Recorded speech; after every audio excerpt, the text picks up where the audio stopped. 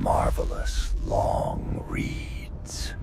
I scream, you scream, we all scream in horror as the ice cream man comes into town. In today's video, we are going through the 11 volumes of P. Maxwell Prince's gruesome horror anthology series. It focuses on Rick, the ice cream man, who is actually a malevolent entity hell-bent on plunging the world into chaos and despair. Trigger warning, these stories cover sensitive topics of substance abuse, suicide, and gruesome body violence. If you feel triggered or uncomfortable with any of the stories, please skip to the next story for your own sake.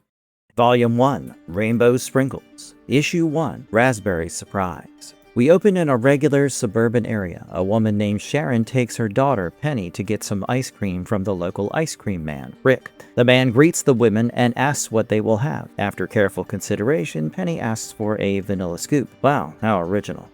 Rick gets her a cone in a jiffy and moves on to the next customer, which is a little boy all by himself. When asked where his parents are, the boy replies that he is a big boy and asks for 2 scoops of chocolate ice cream. He takes the cone from the ice cream man and walks home by himself. A voice talks about the Brazilian wandering spider, aka the world's most venomous spider.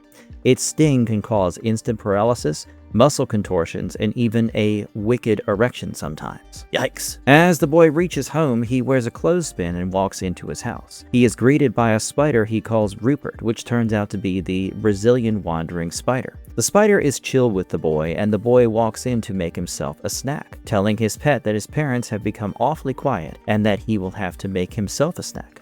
It's revealed that his parents have died in the kitchen, having been bitten by the spider, and turned into morbid corpses that have become rotten while being frozen at awkward angles, explains the clothespin. At the local police station, Detective Jalio Juan is sitting with a forensic artist and listening to the complaint of an old woman. It's revealed that her nickname is 5V, for containing all the vowels in her name, and she does her job with the minimum required passion. She listens as the old woman, named Mrs. Chester, demands that police take action. Tony, the artist, reveals the sketch of their perpetrator as a hairy monster.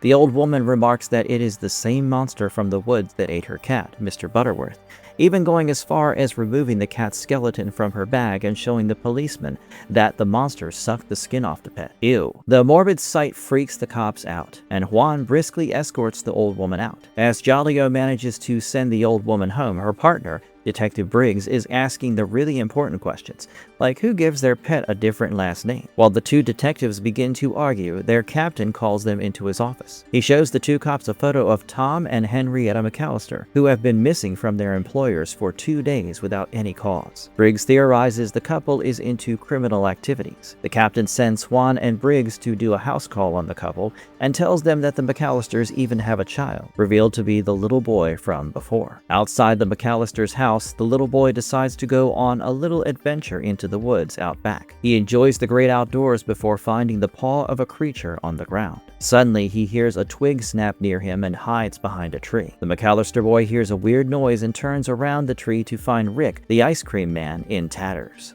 The boy is stunned as the being in front of him turns the stick he was playing around with into a double-scoop chocolate ice cream cone, revealing himself to be a magical creature. Rick walks away, telling the boy to go home to his parents, remarking that the woods are not safe. Meanwhile, as the detectives make their way over, a voice narrates that we are all being devoured by bugs.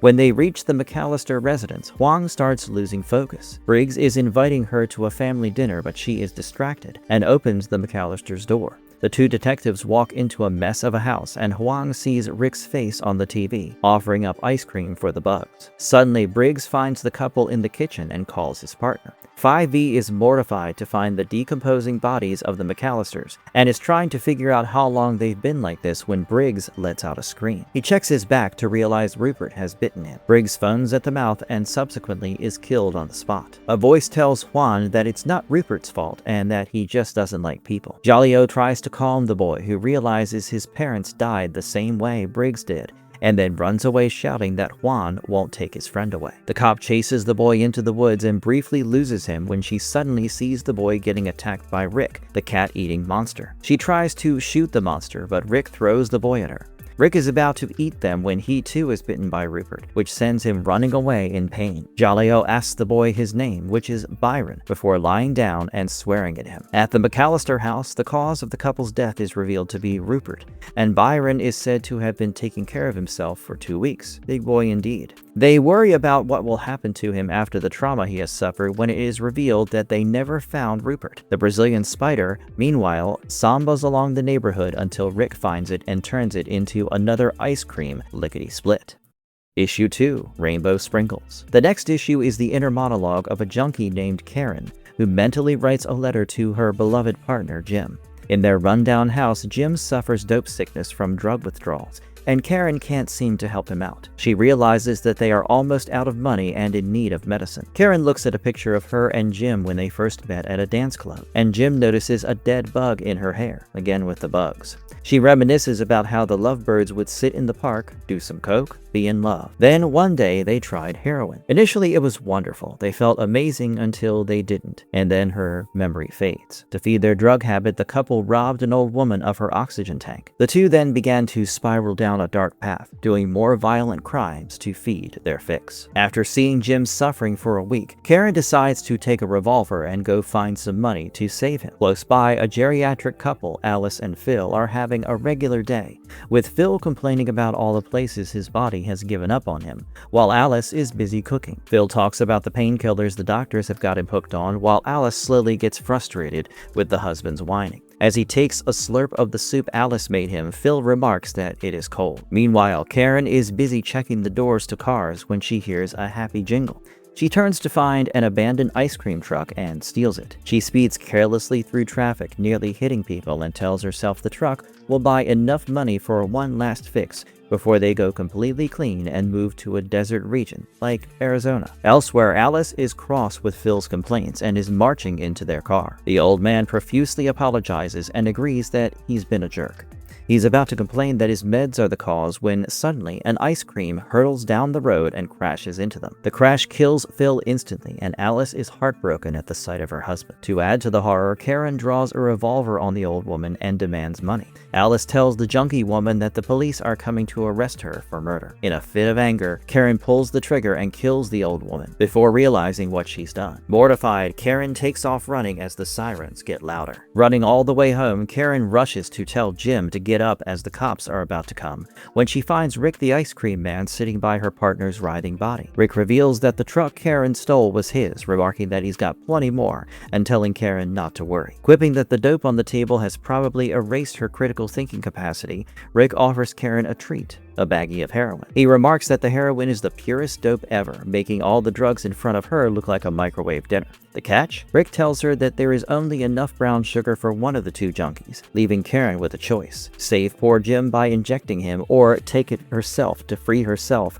of the burden of the police. Rick walks away, leaving Karen alone to make her choice. When the police finally catch up, Detective Jaleo Juan from the last issue shows up at the scene and finds that Karen overdosed on the dope, deciding to leave Jim for the cops to find and save. She briefs her captain about the situation while the first responders revive Jim and tell him his partner has died. In the following days, Jim goes into rehab while the spirit of Karen tells him to be good and remarks that heaven is the best high one can get. While Jim becomes sober, the mental letter of Karen tells him to be thankful for the good in his life and hopes that they don't meet too soon. Jim looks at his 1 week sober button while sitting on the park bench that he and Karen used to sit at. Jim throws the button into the lake while walking away, his fate uncertain. Be right back. Someone cut onions near me. Issue 3, Good Old-Fashioned Vanilla. In this issue for the oldies, we open on a flashback of the times of rock and roll. Bud Hickey and his Rockets are singing up a storm with their hit tune, Rock All the Time. The radio is playing his tunes on repeat on every channel, and all the kids are rocking to the tune. Everyone is going crazy for the song Rock All the Time. Cutting back to the present date, kids look at a record of Bud Hickey and his Rockets, and then what has become of the one-hit wonder. Bud has let himself go and spends all his days at a diner, no family, no royalties, and lives in a crumbly house. Dale, the server, takes pity on Bud and talks respectively with the has-been rock star. The children next to him are quite surprised at the fall-off when Rick the ice cream man arrives in the diner. He greets Hickey while the bitter has-been mouths off that Elvis is wrongly given the title of the father of rock and roll, because none of his singles were as popular as Bud's, and then wallows in self-pity about wanting to write a new hit song to prove to himself that music hasn't left him. Rick gives the sad man a scoop of vanilla ice cream and leaves. Bud makes his way home, eating the ice cream, and sits looking at the vinyl of his song. Suddenly, he starts to hear music coming out of his basement. Hickey follows the symphony downstairs to a door that leads him to a new world. An astronaut greets Bud and calls him Hitmaker. He radios for a pickup while one of his cohorts, a woman with an afro, rides in on a motorcycle while being chased by crazy, monster-looking ice creams. Hickey is confused as to what he has stepped into, and the astronaut, identifying himself as Major Tom, calls for an extraction, then rushes in to save his companion. Suddenly, a magnificent yellow submarine pulls the three of them inside and flies away. Inside, Bud is introduced to the music people, characters of hit rock and roll songs from decades ago. The woman in the afro is Ruby Tuesday, who tells him they are fighting Mr. Conehead, a villain who destroyed the music world characters. Ruby tells Bud that he is the Hitmaker, their last chance at stopping Conehead. The other music people like Eleanor Rigby, Captain Jack, Major Tom, Rocky Raccoon, and Ziggy Stardust. The music people give Hickey the Hendrix Stratoblaster, a melody, and tell him that it has room for one song only, a song that will kill Mr. Conehead. Bud tries to tell the people that he tried writing another song, but it failed. Eleanor marches up to the sad sack rocker and tells him many people, including her beloved father Mackenzie, have died so that he could play the guitar in his hands, and then orders him to get his act together. The yellow submarine reaches its destination, and they see a massive statue of a man with an ice cream for a head. The music people beam down to fight the ice creams. Bud stands shell-shocked during the battle as the characters fall one by one around him. Major Tom ushers Hickey across the battlefield as Ruby dies in front of them. The astronaut asks Bud how the song's coming, and Bud remarks that it is stuck in his throat. Tom removes his helmet to reveal that he is actually Rick, and tells Bud to let the music take over him. Hickey stutters and begins to sing a song as Rick turns into Mr. Conehead. Confused yet? Bud slowly gets into the groove and sings part 2 of his original song with a passion as the crowd screams his name. And then he wakes up back in the diner in a pool of melted ice cream. Dale is standing over Bud and tells him that people were worried he had passed away. Bud asks if he saved the world and the music people with a new song, confusing Dale. The server goes to get the saddened Bud a strong coffee to wake him up. All the while, the yellow submarine floats away into the sky, having successfully completed its mission. Issue 4. Every good boy does fine. Now we open on a man named Joel who is getting ready to perform a eulogy for his friend, Chris. Joel feels a bit jittery going to his friend's funeral, considering he hadn't spoken to Chris in 2 years and didn't even know he was sick. Joel's pregnant wife, Sheila, does her best to calm him down and tell him that people grow apart and that it will be alright. She takes a snapshot of Joel to celebrate how handsome he looks. Joel starts worrying about Chris's absentee father being there, but Sheila tells him to focus on the life of his best friend and go over his eulogy. At the funeral, Joel speaks highly of what a gifted musician Chris was and how his mood shifted like the wind. From the corner of his eye, Joel sees Chris's father in the background but continues retelling stories about Chris. After the eulogy, the people attending the service pay their respects and leave. Chris's father, Mr. Carson, approaches Joel and gives him a big hug, thanking Joel for giving a wonderful speech for his boy. The old man invites Joel for some drinks, and soon the two men are toasting to Chris at a local watering hole. Joel tells the old man Sheila is pregnant and confides in him that he has been considering leaving her and the baby, as Carson did. He says that his life seems to be slipping away from his fingers, and he is strongly considering what Carson did. The old man tells Joel that he made a grave mistake and that he was very stupid leaving Chris. He reveals that he left his wife and son to join a commune and become a hippie, all of which he regrets to this day. Joel has had too much to drink and throws up outside the bar, still shocked at what Chris's father left him for. Carson says that he saw how much potential Chris had and didn't want to put his own individual goals on hold to make Chris achieve his, and that's why he bailed. He laments being such a coward that he couldn't even preside over his son's own funeral, and tells Joel that the freedom he got came at a high cost. He instructs Joel not to go through with leaving Sheila and offers to drive the man back home. On the way back, Carson begins crying about the fact that he never got to hug his son and tell him it will be okay. Joel looks at the old man and thinks of an idea where Carson can hug Chris one last time. Meanwhile, out of the pitch black darkness, Chris Carson wakes up with bugs all around him. I sense a theme about the insects here. Next, he is tied up on a wheel of doom and skeletons with Rick's ice cream vendor hat tickle his naked body with feathers. After that, dogs in doctors' uniforms cut out his brain and heart. Anubis reference? In this economy? After that, wind instruments deafen Chris before tubes pump stuff into the man until he swells up like a tick. Chris asks if he is in hell while being chained to a wall, and a voice tells him everywhere is hell. Two green eyes tell Chris that he is in the sweet place where all the sick kids come to rot their teeth. An ice cream monster appears out of the shadows before turning into a simple cone in front of Chris, before he sees his father leave on repeat in different iterations until Mr. Carson melts like the ice cream, and a hellspawn of Grimace comes to ask a crying baby Chris if he'd like to hear this song for thousands of years. In the real world, Chris's body is taken out of the ground by his father and Joel. They put him down on the grassy knoll, and Mr. Carson hugs his boy's lifeless body, crying, apologizing to Chris and telling him that he won't go anywhere. Next, we see Rick handing out a double scoop of ice cream to a little girl as a black car pulls up next to his truck. Out of the car comes a cowboy dressed in all black. The cowboy, identified by Rick as Caleb, sends shivers down the ice cream seller's spine and jeers at Rick's chaos-causing actions in the town.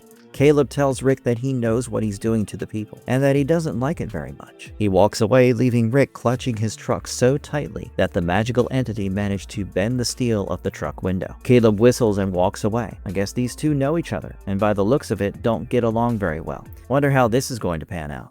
Volume 2, Strange Neapolitan, Issue 5, Ballad of a Falling Man. 30 miles outside the town Rick is currently inhabiting, a man stands atop a skyscraper. He spreads his hands and then jumps downwards, thinking about what the smiling man said right before turning into a vulture. Lickety splat. I'll give Rick this, he has a sense of humor. While he falls, the man begins contemplating the end of his life. During the fall, a vulture is devouring members of a team while Donna, an executive in the meeting, is trying to call security. The woman next to her begs Donna to leave with her while the vulture is inching closer to them, but the woman insists on staying until she has received her back pay. The vulture suddenly jumps up at Donna and pecks one of her eyeballs out, sending Donna's associate running out of the room. Donna hangs up the call and wonders how the lights in the room went out all of a sudden. The woman runs down the fire escape, only to find a colleague with his guts spilled out, with rats feasting on them. He remarks that Rick said there was something sweet inside him. The woman ignores him and rushes down the stairs. While the rooftop jumper is falling, he mentally confesses to having 2 mistresses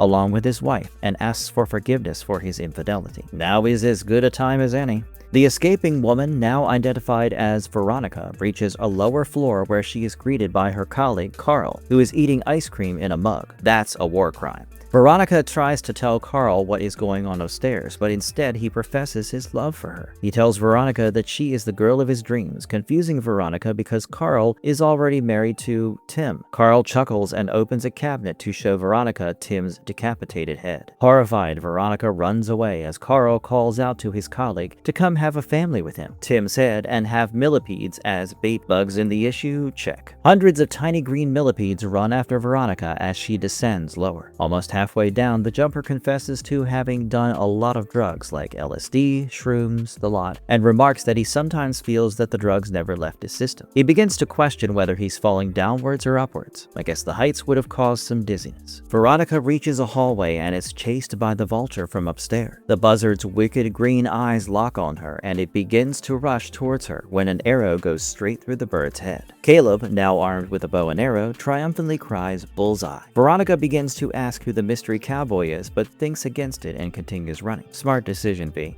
Our jumper has almost reached the ground and confesses that he has been unkind, uncharitable, and unsympathetic to many downtrodden people that he should have helped. He wonders the cause of his cruel nature and hypothesizes that maybe he was always a bad man, despite not feeling like one. He mentally apologizes for his actions and wishes there was a way he could do things differently. Right after that, he goes lickety-splat right on the pavement. Cops drape a cloth over the blood-soaked pavement and keep the bystanders at bay. Meanwhile, Veronica has managed to make her way out of the building and tries to get closer to the site of the jumper's death. The police stop her behind the yellow tape and ask everyone to stay back. The voice of Rick breaks the fourth wall to say that no matter how much people will try to sweep everything under the rug to make themselves feel better, it will just never get better. Suddenly, Caleb walks past Veronica and tells the voice of Rick to shut up. Veronica thinks the cowboy is talking to her when Caleb tells her that he wasn't talking to her. He walks off into the sunset while telling Veronica to get some rest. After what she's been through, I don't think she is ever going to get any sleep.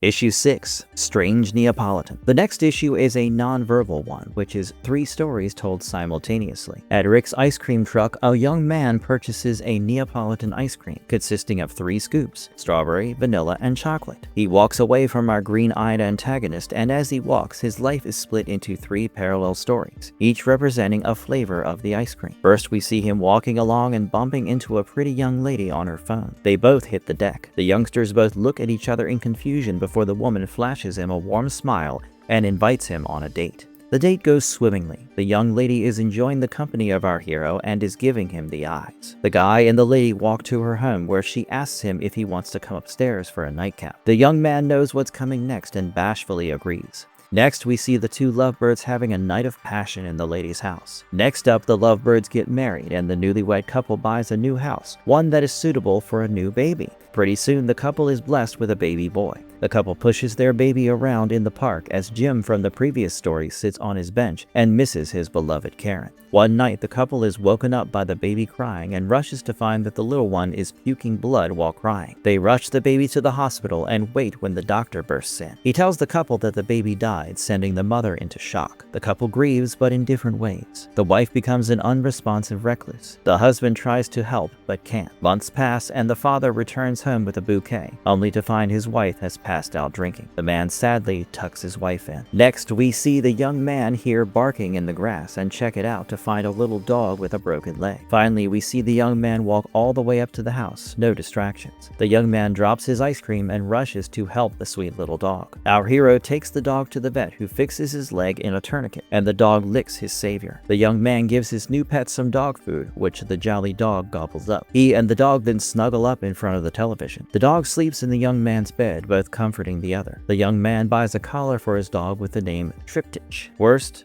dog name ever. The man teaches his dog new tricks with the help of Bacon. He walks through the park with the dog while Bud Hickey plays the guitar on a bench. Joel and Sheila have a picnic with their newborn baby nearby as well. One day, the young man finds a poster that says the dog he found belongs to somebody and that they are looking for him. He contemplates returning his new pet as the dog looks at him innocently. He finally decides to leave his home with the dog. The man and the dog move to a cozy log cabin. Years pass and the man looks like a lumberjack now. He offers bacon to his aged dog, but the dog can't jump anymore and must be fed. He goes out to his porch with his dog. And finally, for the third story, the young man is having the chocolate scoop in his ice cream when he suddenly spits it out. He looks at his cone to find bugs crawling all over. There's our bugs. The man drops the bug-infested ice cream on the floor and goes inside. Me? I'd call the authorities. Our hero takes out some eggs and a pan to make himself some food when one of the eggs begins to crack. He watches in horror as a spiky wing breaks the eggshell. A messed up looking chick comes out of the egg and the young man looks at it in confusion. He takes the chick to the local animal shelter where the attendant is shocked to see the animal as well. The man goes to the ATM only to find a message on the screen when he inserts the card. There is something awful inside of you. During the walk in the park, Caleb sits on the bench while the man walks through, all confused. On his way back home, the young man is kidnapped by someone in a van. He wakes up to a human in a suit wearing a mask that looks like the chick. The masked man holds a knife before the tied-up young man. The kidnapper stabs the young man's leg, making him scream in pain. Lastly, the masked man leaves the room with the young man bleeding and alone for days. He sits miserably in the dark. Suddenly, a chick hatches from the man's heart, tearing through his chest. The masked man, revealed to be Rick, admires the new chick. In each of the stories, the man ends up alone, suffering alone in the first story with an absentee wife, left alone as the old dog passes away in the man's lap, or bleeding alone in some horror freak show. Out of all of them, I think we all take the vanilla life.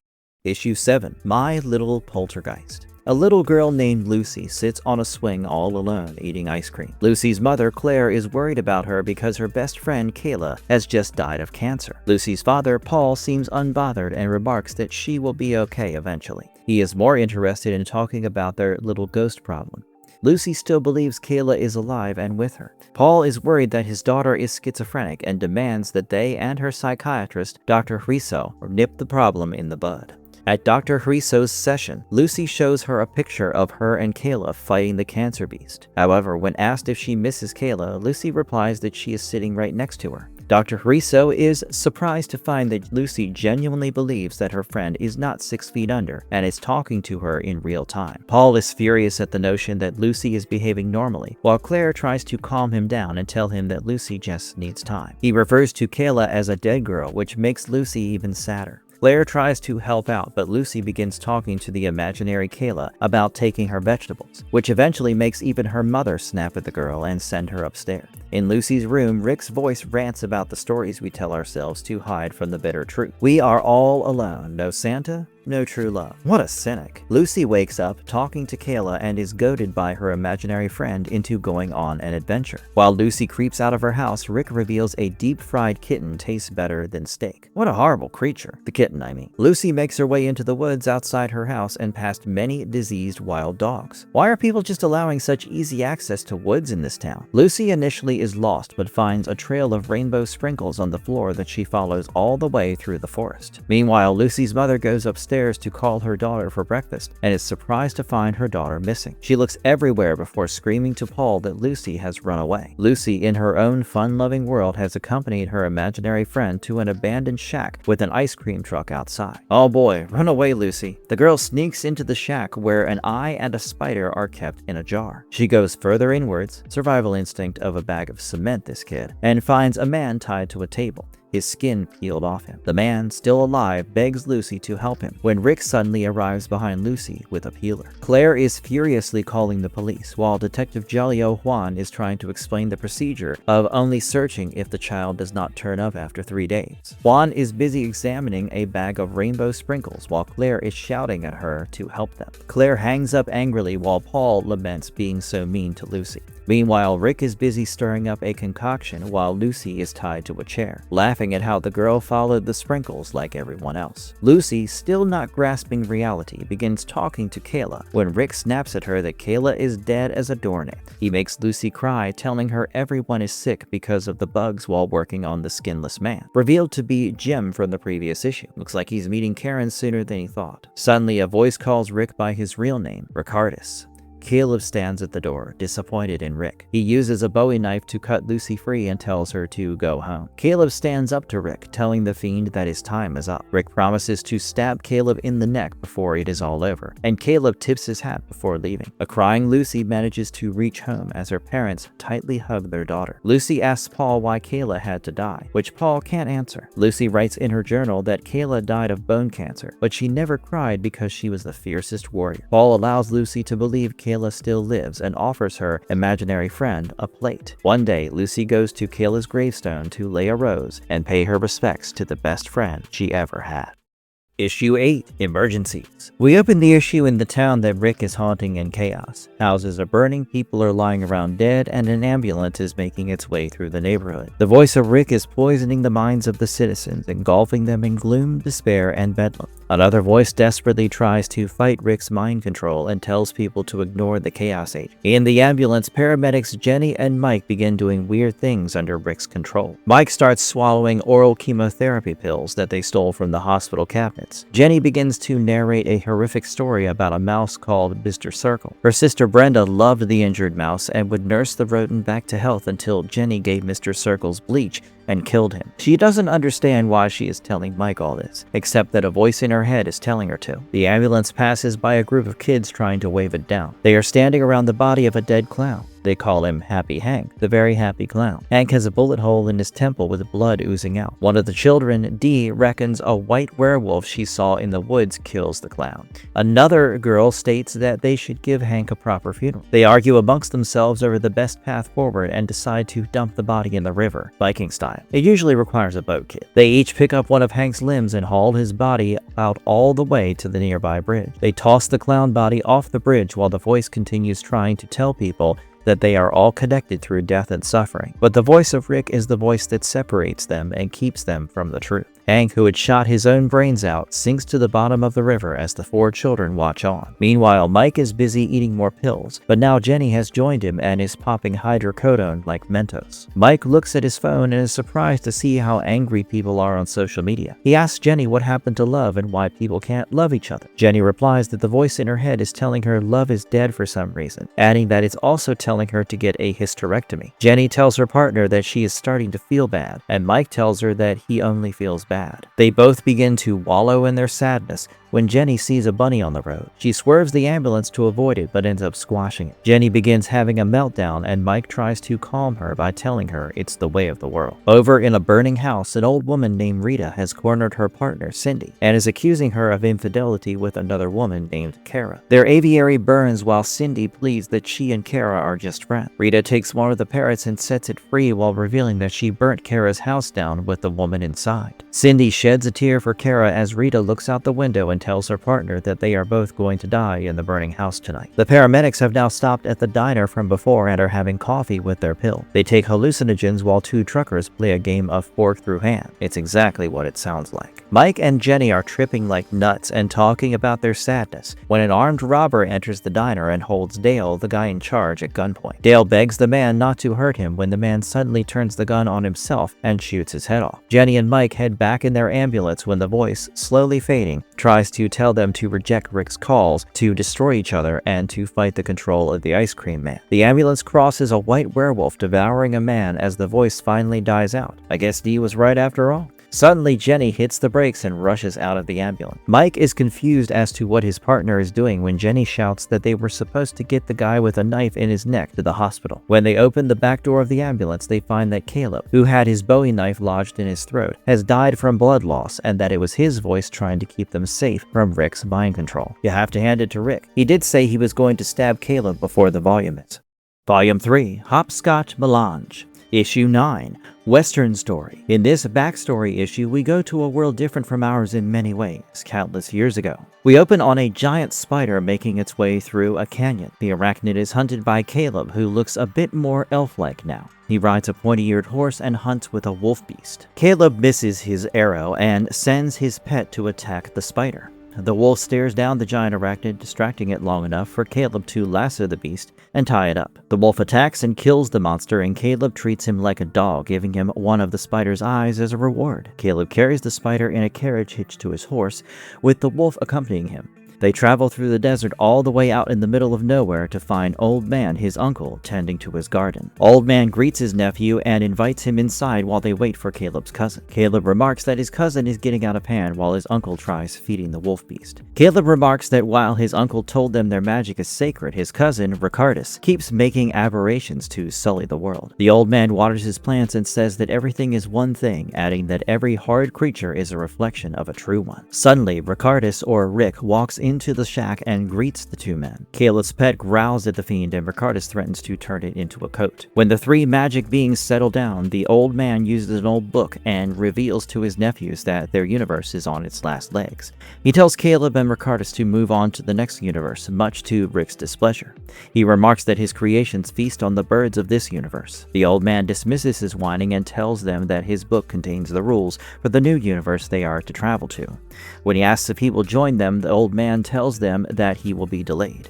As the 2 cousins leave, Rick is asked to stay back for a word with his uncle. Caleb plays fetch with his pet for a while before he, the wolf beast, and the horse make camp and sleep off for the night. At night, the sound of some music lures the wolf beast away from his master. In the morning, Caleb can't find his companion and searches for his pet. Caleb is horrified to see his vile cousin walk up to him wearing his wolf beast skin as a coat. Somebody call John Wick, this guy's gone too far. Caleb begins extending his fingers, ready to attack Rick, but the fiend simply states that he did what the old man asked him to do. Rick reveals that he has read the Book of Rules, that his purpose in the new universe is to be the force of evil, cover the world with his bugs, and that's when Caleb remembers his uncle. Rushing to his horse, Caleb makes his way to the canyon and to his uncle's house. He finds a humongous spider impaling the old man and charges in.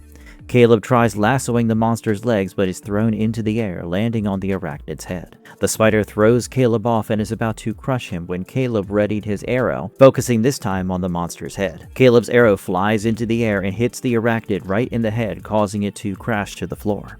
He rushes over to his uncle, who is bleeding profusely from his chest. The old man looks at Caleb and tells him to go to the new universe, reminding him that everything is one thing, before finally dying. Caleb buries his uncle, then packs the new universe's book before getting on his horse and moving on. As he is riding off into the unknown, he hears Caleb's music behind him and vows to see his evil cousin in the next world. Well, now we know why the two hate each other so much. Issue 10, Border Story. This next issue is a bit of a bilingual one, so here goes. We open to a wonderful Mexican house. A young girl named Maria is getting dressed up for her 15th birthday's quinceañera, which just so happens to fall on El Dia de los Muertos, or the Day of the Dead. Talk about a bad omen. Maria is fitted into a beautiful dress, and her face is painted to resemble a skull. The women dressing her up remark that she will be a wonderful bride to the general. Maria has a forlorn look on her face when suddenly the general bursts into the room. This turns out to be none other than our evil, green-eyed fiend, Ricardus, now in a different form but the same white outfit. He walks up to the bride-to-be and tells her to look him in the eye. He remarks that he can hear the music in her skull and states that she will be a fine trophy. He walks away while telling Maria to celebrate the day to the fullest, as celebrations will be few once they get married. Meanwhile, a cowboy from Texas crosses over the Mexican border. Normally it's the other way around. He is daring to do this out of love. The cowboy buys a rose from a flower seller who tells him her mother's name was Rose. She explains that her mother loved sweets and that's why they put out ice cream to honor her memory on the Day of the Dead. The cowboy wishes the woman and she leaves him a cryptic message. Maria sits alone in the courtyard at the mansion when the cowboy, revealed to be named John, jumps onto the balcony to greet his lover.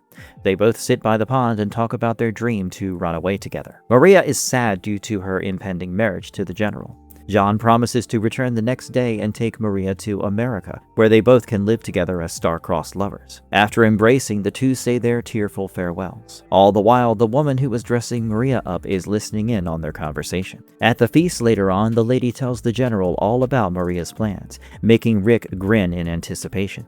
Meanwhile, in El Paso, Texas, John packs his bags and prepares to rescue Maria. His cowboy partner, none other than Caleb, tells him that it will be a mistake to get her from her lavish life in Mexico to his impoverished life. Caleb tries to tell the young John that there are rules and lines in place from which there is no going back. John hesitates but snaps back that Caleb is a has-been cowboy with no one to talk to. Caleb reminds John that there are going to be many wars to come even after the Great War that just ended, adding that the world folds like origami paper and that no one can see the paper until it's too late. John doesn't want to listen and leaves to rescue his beloved. That night, Maria is woken up by John and told to come downstairs quickly. Suddenly, the maiden who ratted Maria out confronts John and tells him he doesn't belong in their country, taking whatever he feels like. The woman, revealed to be Maria's aunt, says John will simply hasten Maria's end and begs God for forgiveness as the general suddenly appears, a knife held to Maria's neck. Rick jeers that he thought John would be taller and slowly walks toward them. John reaches for the revolver he took from Caleb and hesitates, making Rick mock his manliness. Rick laughs it off, claiming he is an idea, and ideas cannot be killed with a bullet. Ideas are bulletproof? Clear V for Vendetta reference. John shoots the general's shoulder and Maria kicks the man while he's down. The general simply laughs it off and smacks Maria away. John rushes over to her rescue and Rick remarks that he will die in Mexico like many before and many after. The fiend stabs John in the side and leaves him bleeding on the floor. Maria screams and tends to her beloved, while the general licks John's blood off his knife. He tells Maria to be with John if she pleases and walks away with her aunt. In his dying moment, a tearful John tells his love that he can finally see the shape of the paper. Looks like this story can be adapted into a movie by the West Side. Meanwhile, Caleb waits for John at the border and eventually realizes that the young boy will not return. Caleb returns to his shack and is fixing himself a cup of coffee when he hears a knock on the door. He opens the door to find Maria, who has crossed over the border. The young girl tells Caleb that she had nowhere to go, and Caleb lets out a warm smile, deciding to take the woman into his home as a tribute to young John. Issue 11, TV Story. This one is one freaky issue. We see a man called Will Parson finding himself stuck in the television. The first channel is a parody of The Bachelorette called The Mannequin House, where Will reveals that he was watching the show with his family when the TV zapped him into the show. The woman mannequin, called Stephanie, is handing out roses as the host, obviously Rick, tells the contestants that if they don't get a rose, they will have to be taken away for improvement. Stephanie gives another mannequin the rose, meaning Will is eliminated. Two other mannequins escort Will out on Rick's orders as Will shouts at the camera that he isn't even supposed to be there. In the preceding interview, Stephanie explains that she liked Will, but he kept saying that he doesn't want to be there, which sent her mixed signals, and added that all the features on his face confused her too much. Will is dragged to a room called the Room for Improvement, where one of the mannequins says they will take his face off. Will uses all his strength to push them off and run off to a door marked Exit. He walks through it to find himself on another reality show called Family Autopsy. Dogs dressed as doctors. Again? Prep Will for surgery as Rick the host explains the rules. Will has 30 minutes to figure out what killed his family member, Uncle Bob. Will is shocked at finding out his uncle is dead and says that they were supposed to have dinner at his parents' house. Rick tells Will to find the cause of his uncle's death by performing an autopsy. Will says in a side interview that he wished he had called Bob more and laments that his relationships just seem to fizzle out over time. Meanwhile, Bob gives the interview, surprised that he is dead, and is looking at his nephew with bewilderment. Rick begins the countdown and tells Will to get going. Emotionally, Will refuses to butcher his uncle's body. The crowd, full of skeletons and mannequins, boo Will and tell him to get on with it. Will apologizes and runs off the stage. The next show he finds himself on is called Chopped. Rick tells the viewers that the four chefs have to cook a 3-course mystery meal that resembles a certain person, with their person parts that they have in the mystery basket. Will's fellow contestants are a mannequin, dog, and a zombie. When he looks in the basket, he finds Uncle Bob's teeth. I hope they were extracted after his death. Will tells in the side interview that he tried getting into cooking but kept getting distracted with the gadgets in his life and has been struggling to stay focused. Hey, we are all in the same boat, brother. Rick tells the contestants that their time starts now, and Will tells them that he won't play along anymore. He screams that he is done and that he's walking out of the nightmare. Will exits the room only to find himself on another reality show called America's Got Intestines. Rick, now 3 Ricks in differing forms as the judges, remarks that Will has the worst intestines he's ever seen. Will looks down to find that he has no skin around his belly and his intestines are drooping down. He hurriedly tries shoving them all in, but the judges X him out, and he falls down a hole in the ground. Will wakes up in a basement next to Joel from the previous volume. Joel is missing an arm and helps Will up. He tells Rick's latest victim that they are in a place with many names like the Sweet Place, Room for Improvement, and Ice Cream Shop. Joel states that what it is a food pantry, and that the stars of the show ate his arm for brunch. What's the show? Wealthy family of zombies. A veiled dig at the Kardashians? The 3 zombie sisters, Corinne, Carrie, and Kaylee, argue with each other and talk about how they are all just zombies like everyone else. They then call the mannequin to bring them their food. The butler runs to the basement and drags Will up while Joel simply sits and watches. Will is stripped to his skivvies and tied to the dining table, screaming to go to the next show. The 3 sisters make peace and then eat pieces out of the screaming Will. Outside, the TV set of the Parsons loudly screams while the family is at the dining table. The grandparents shout at the youngsters to turn it off, but Will's wife is busy on her phone, and his sister is asking where Will and Uncle Bob are. Suddenly, Rick yells, "Cut!" and tells them to take the scene again from a different angle. The Parsons disperse while the young woman is still asking where Will and Bob are, revealing that they are on a show inside a show called Missing Parsons. Christopher Nolan could never. Issue 12, Space Story. Next issue, Space, the Final Frontier. In the not-so-distant future, Noah Smith has spent almost 3 years on the Ark, or the Archival Recivilization Capsule, a giant spaceship. His goal is to find an inhabitable seed world. So far, Noah has had no luck on his Ark, and has only found a barren void. On the ship are Smith, his one-of-a-kind map bot Bob, and their mega hard drive. The drive is a giant cube that functions as a memory device that includes 2 images of everything that existed on Earth. The images contain genetic material that the Ark will use to terraform a new Earth. Noah looks at the images such as elk, amoeba, mountains, and others. Before an explanation can be given about what happened to old Earth, Noah's thought log is interrupted interrupted by a proximity threat. Smith rushes to the bridge to find a meteor shower ahead of him. Bob reports that the meteors have space spiders on them. The bugs are back. Noah tells Bob to switch control to manual and deftly maneuvers the spaceship across the meteor field. After the ordeal is done, Noah relaxes and tells Bob to switch back to cruise control. The solitary explorer unwinds in the memory corridor of the ship and begins thinking of how he got to this point. Multiple things bound together to cause Earth's death. Global warming? Yes, it's a real thing. The atomic bomb wiping out whole countries, diseases, bad television all combine to push the Earth to oblivion. After that, Noah remembers all the things that he misses: sunny afternoons, pigeons, his daughter, and his family. Weird how far down the pecking order it was. As he exits the memory corridor, Bob alerts him to a threat on the ship. Smith grabs a space gun and makes his way to the engine room. He is shocked to find one of the space bugs has made his way onto his ship. He fires the gun at the intruder, but the spider ducks out of the way. Noah is pinned by the spider and fires the second shot straight into the monster's mouth, sending it out the gaping hole in the ship wall. The blast sends the ship hurtling onto the surface of a moon. Noah masks up and braces as the ship crash lands. Bob tells Noah that his systems have picked up the signal of another re-civilization engineer. Noah is taken aback at the finding. Leaving Bob on the Ark to help repair the ship, Noah puts on his spacesuit and makes his way out. On his spacewalk, Smith finds weird flora scattered around. He suddenly trips and falls into a canyon, where he sees a picture of his family, confusing him. Suddenly, another person in a black spacesuit is seen hovering over him, trying to tell him something. Noah scrambles to pick up his space gun, but when he points up, he can't find anything. The other spaceman has vanished. He walks away with the photo changed to have the rest of Smith's family as skeletons. Noah tracks the other human's signal till he finds a cave with weird engravings, ambulances, graves, and musical notes. Oh boy. Out of nowhere, Rick, sitting naked on a throne, greets Noah. The surprised Smith asks if the mysterious man is the signal. Rick casually tells him that it must be one of the spacemen's corpses he's hung as trophies, adding that their technology doesn't fade away even after their deaths and keeps beeping.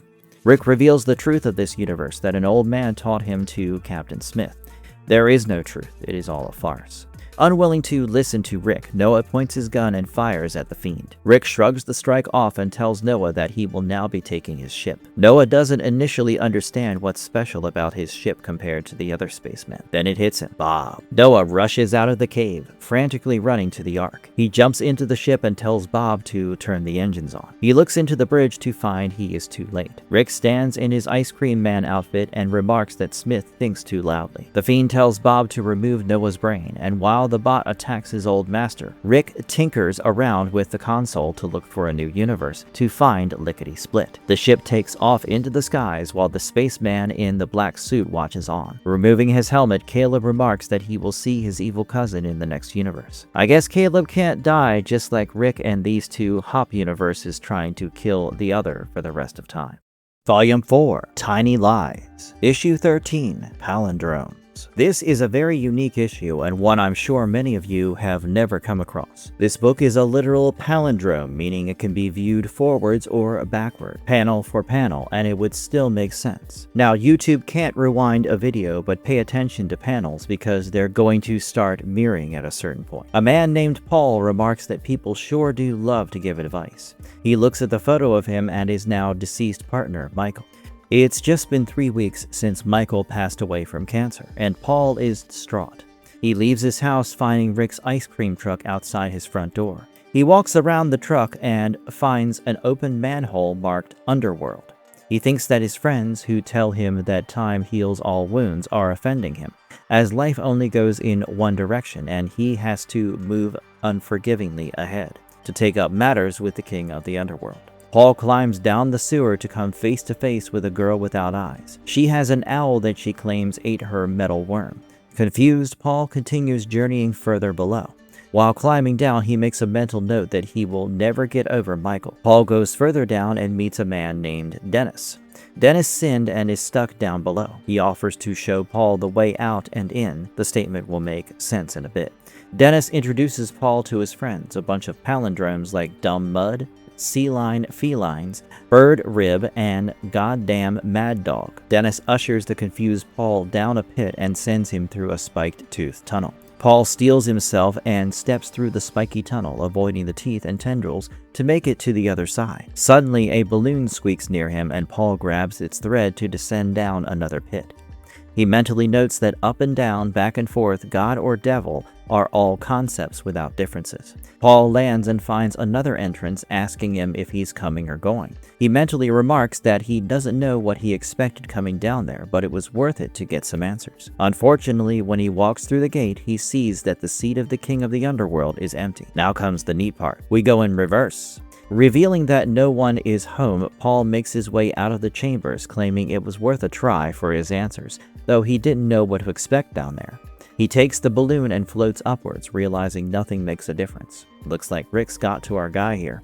Paul flies out of the pit and then makes his way through the spiky-toothed tunnel, telling himself that he is a strong person. He meets Dennis, who tells him the same thing. Up and down, back and forth make no difference. They pass by the palindrome friends of Dennis and reach the ladder Paul took to come down there. Dennis says he will show Paul the way out then in. There's the bit I was telling you about. And then reveals that he can't leave because he sinned, and while Paul is leaving, tells him to get over Michael's death. Paul climbs up, sure he will never get over Michael and that something's happening with the dead, before reaching the eyeless girl who complains that the owl ate her metal worm. Paul decides to climb up to the surface, deciding that he will go forward with a heavy heart because life only goes in one direction. He walks out mentally remarking that his friends who tell him that time heals all wounds don't know the pain he's going through. Paul finally goes back home and says that there is no moving forward because the love of his life was taken from him in a flash. He looks at a photo of him and Michael and thinks that moving forward is certainly one way to go about it, before thinking in disgust that people sure love to give advice. How about that? My brain managed to understand the story in one go. Comment if you understood it in one go. Issue 14, Down and Across. We open on a man named Earl solving the morning crossword. His wife Rita is being a Class A Karen and is spying on the young men whom they hired to build a guest house in their backyard. Rita complains to Earl that the men are smoking marijuana because she can smell it. Earl is ignoring his wife and busy scribbling into a crossword puzzle that has all the Ricardus buzzwords like lickety, split, and ambulance. Earl keeps getting personal words like regret and Rita when his wife snaps him out of the puzzle by shouting. Earl expresses apathy towards the fact that the men are smoking pot and tells her they don't even need a guest house. The couple gets into a heated argument about Earl's asocial lifestyle before Rita goes back to complaining about the men working shirtless and Earl sneaks out of the house. As he walks down the road, a voice remarks that Earl loves puzzles because they allow him to think of different words than the usual ones that bog down a person's mind, like cholesterol meds, premium cable package, dresser drawer, firearm.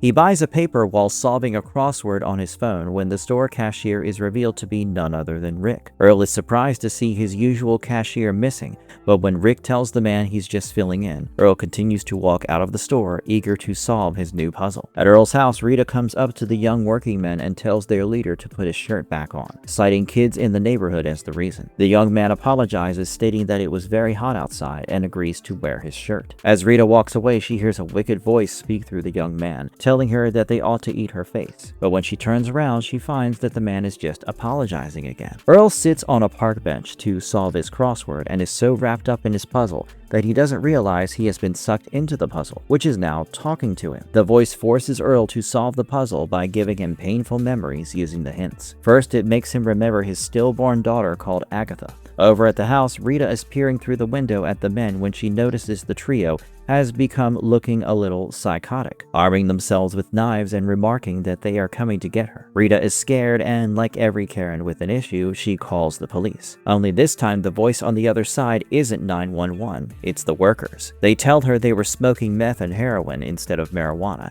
and that they are coming upstairs to make a meal out of her. Rita quickly locks her door and wishes for her husband to return. Meanwhile, the mystery voice, it's not a mystery voice, it's obviously Rick, makes Earl confess that after Agatha, he and Rita stopped trying to conceive and then begins putting images of his best friend Ted having an affair with his wife, something Earl knew but never wanted to talk about. Earl then falls into the white nothingness while the voice tells him to fill out the grid. The workers enter the house and begin making their way towards the door that Rita's hiding behind. Rita rushes to Earl's bedside drawer and pulls out his revolver, frantically shoving the bullets in it. Meanwhile, Earl finds himself in his room for the last part of the puzzle, the voice telling him time to end his miserable life. Earl loads the revolver but has a sudden change of heart. He rejects the voice's authority and decides to make his own puzzle, the answer to which is home. Back home, Rita is freaking out as the door begins unlocking, and she screams that she is armed. She accidentally fires a round, but owing to bad aim, hits the side of the door, nearly killing Earl himself. Earl is a bit shocked his wife tried to shoot him, but Rita is overjoyed to see him and embraces her husband. Earl tells Rita that he will no longer get distracted by papers and puzzles, and that he will spend more time with his wife. Afterward, Earl apologizes to the builders for their troubles and tells them they won't be needing a guest house for the time being, as they plan to go traveling. The young man tells them that traveling is fun and gets into his van. The three builders take off down the road, and Rick's voice remarks that the grid is cleared and the puzzle begins anew. The three young men have morphed back into their hideous psychotic selves and begin searching for their next victim. Issue 15, Coat Check Story. We're not out of the mind-bending woods yet. We open in an insane asylum where a psychiatrist named Dr. Sweet is walking with the nurse to visit her patient, Lillian. The nurse says Lillian has gone crazy just like her mother did and is rambling about a boy with a balloon, along with a mask, a finger, and a magic coat. That'd be the craziest Narnia book ever. Lillian, a purple-haired young woman, is sitting in a padded cell, talking about seeing fields of lilies that had her face on them. Lillian asks who will give her mother a bath, and Dr. Sweet tells the woman her mother is being taken care of. Lily begins to talk crazy about bugs getting in her brain. Take a shot every time a story has bugs, I dare you. And wonders how she's ended up like this. It all began when she took someone else's coat. We go into a flashback where Lillian is getting bored listening to her date Mitch harp on about the weather. She tells Mitch that she thinks he's an alright guy but finds him absolutely banal. She gets up and tells him the date's over and walks away after brashly telling Mitch her taste in men is horrible. She asks the coat manager for her parka while texting Ivara, her lover. The coat manager is revealed to be, yep, you guessed it, Rick, who brings out a green jacket for Lily. When Lily tells him that the jacket isn't hers, he tells her that it's the only jacket they have. In the end, Lillian accepts the new coat and marches out of the restaurant. Outside, a boy with a red balloon tells Lily that she's a part of the garden underground. Lillian tells him she's late for a licking appointment and walks off, when the boy remarks that she has a finger in her pocket. Lily is about to say she doesn't when she finds a disembodied finger. She screams and drops the finger, but when she looks around, the boy has disappeared. Forgetting the incident, Lily goes to Vera's house to get eaten out. While Vera is going down on her, Lily looks up to see Vera lunge at her, wearing a tribal mask. Suddenly, the balloon boy appears to tell her she shouldn't wear other people's jackets. Lillian jerks awake. It was all a dream. Vera sits reading a book. Lily remembers that she must go to see her mother and quickly dresses up, with Vera reminding her to wear a coat because it's cold outside. At Lily's mother's house, she gives her mother a bath, while reminding the old woman to take her medication with food. Lily's mother asks for her soft toy, Binky, but Lillian tells her that she'll get Binky after her bath. Once bath time is up, Lily wheels her mother into the study and breathes out her mail. Her mother mutters that the boy with the balloon said he'd take care of everything. Lily's ears perk up and she inquires about the mystery boy. Her mother explains that she paid him to take care of the dead bird problem. Upon further questions, Lily's mother says she counted her fingers with the boy and could seemingly only count to 9 fingers. Lillian marches off, determined that her mother is hallucinating and that she just needs to eat. Afterwards, Lily meets Dr. Sweet, her psychiatrist. She explains the whole coat finger balloon boy fiasco. Sweet tells her that she doesn't need to inherit her mother's mental illness and suggests returning the coat if it brings her that many problems. Lillian rushes to the restaurant and hands the jacket back. The new coat manager is surprised that Lily is giving a coat away when it's freezing outside. As she walks out into the cold, Lily is shocked as a dead bird falls next to her feet, covered with worms. The balloon boy shows up and asks if she's freezing yet. Angry, Lily chases the boy into the subway and follows him across the platform and into a tunnel. The boy points her to the tunnel, where she looks to find it filled with countless copies of her, albeit with different colored hair. The Lilies welcome their sister and put a green coat around her shoulders. Lillian freaks out, worried she's becoming like her mother. Her copies admit they all have become their parents, giving her a wooden box as an internal heirloom. Lily opens the box to find a finger inside. Mortified, Lily looks at her own hand to find it missing a finger. The balloon boy opens a door where a wheelchair lies, and Lily is pushed into the room, with the boy assuring her that her mother is being taken care of. And thus, we find Lily in the state that she was. Dr. Sweet is asked by the nurse if she recommends any pill regimen for Lillian. The doctor flatly replies Lily just needs water and sunlight, and if it gets cold, a warm jacket. Sweet gets into her car and tuts about the case of poor Lily. We then see Rick in the back seat with Lily's mother and the boy with the balloon, quipping that the thistles must be cut before the flower, revealing that he's been pulling Lillian's strings from the start. As the car leaves the asylum, the flowers covered with bugs. Issue 16, Tiny Lives. This issue is for all the dads watching. Mitch is a single father who is raising his daughter Jennifer by herself since her mother's death. He is vacuuming her room while thinking that nobody is ever really ready to be a father, adding that fatherhood is just one surprise after another. Around Jen's room are posters that say ice cream and die on a picture of Caleb. While cleaning Jen's desk, Mitch finds his daughter's journal and sneaks a peek. In her diary, he reads that Jen is planning to have her first time with Derek, classmate. She explains that she's bought you-know-whats from the store. Mitch feels a bit uncomfortable that his daughter might be having sex for the first time, and he's just read about it. Suddenly, Jen announces that she's home. Mitch hurriedly places the diary back and goes to meet his daughter. In the kitchen, he asks his foul-mouthed daughter if they need to have a talk about the birds and the bees, claiming that he's just making sure he's doing everything he's supposed to. Jennifer tells him it's not necessary, but reassures him he's doing a good job. Mitch goes to a single father's support group where he reveals that he read Jen's diary and is worried about her getting intimate with boys. The group leader tells Mitch that he will know what the right thing to do is. A few days later, Mitch reads Jen's diary again and finds that Derek was everything she had dreamed he would be, and now she's moving on to another boy named Ryan. Damn, the girl moves quick. Mitch watches TV while Rick is talking on the screen. Jennifer is leaving the house when she spots Mitch. She tells him Ryan is taking her to mini-golf. Mitch asks her what happened to Derek, and Jen says that he's dead to her. After being assured Jen is using protection, Mitch says bye to her. Mitch meets with his friend from the single fathers group named Hal, who happens to be a cop. Hal tells Mitch that 3 high schoolers have reportedly gone missing over the last few weeks. Hal explains that his son Sean wants to be a drummer and noise is too much.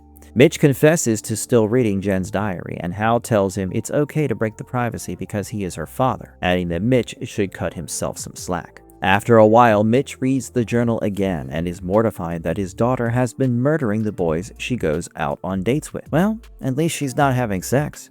And realizes his daughter is about to murder Sean that night. Mitch cannot believe what he's reading when he trips over a box labeled you-know-what. When he opens it, Mitch finds a bunch of bloody steak knives. Tears stream down the father's face. His little girl is a murderer. Mitch is watching TV where Rick explains that as parents, the grown-ups promise infinity to their kids, and unconditional love is the name of the game. Jen rushes off stating that she's about to go to the movies with Sean. Mitch snaps out of his shock and secretly follows Jen to the theater. He waits for hours until the movie ends and he sees both Jennifer and Sean walk out. The 2 teens make their way into an alley. Sean is busy complimenting Jennifer when they reach a dead end and she sticks a knife in his gut. Jen tells the shocked Sean that his taste in movies is horrid and his talking style irks her. Before she can kill him, Mitch calls out to Jennifer. He confronts his daughter about becoming a murderer. Jen can't meet his gaze when Sean interjects that he's texted his father and the cops are on their way. Mitch steps up to the boy and slashes his neck. Holding the knife, Mitch tells Jen to run away and tell the cops she had nothing to do with what happened. Jen can't understand why Mitch is doing this when her father tells her that he promised to do anything and everything for his daughter. He reminds Jen to think of something creative to tell the cops regarding Mitch's behavior and sudden obsession with knives. Jen tearfully hugs her father goodbye and apologizes before running out of the alley, leaving Mitch alone at the crime scene. 2 years later, Jennifer is in college talking to another boy. He is talking about his deadbeat father when Jen reveals her father is on death row. She says goodbye to the boy and opens a letter from the prison Mitch is being held at. Tears well up in Jen's eyes as Mitch tells her he has but a few days left before he gets the electric chair. He reveals that he doesn't regret anything because that's what he vowed to do when he became a father. Mitch concludes by telling Jen to shape her own life the way she wants and that it'll be perfect just like her. Comment down below, what lengths would you go to protect your baby?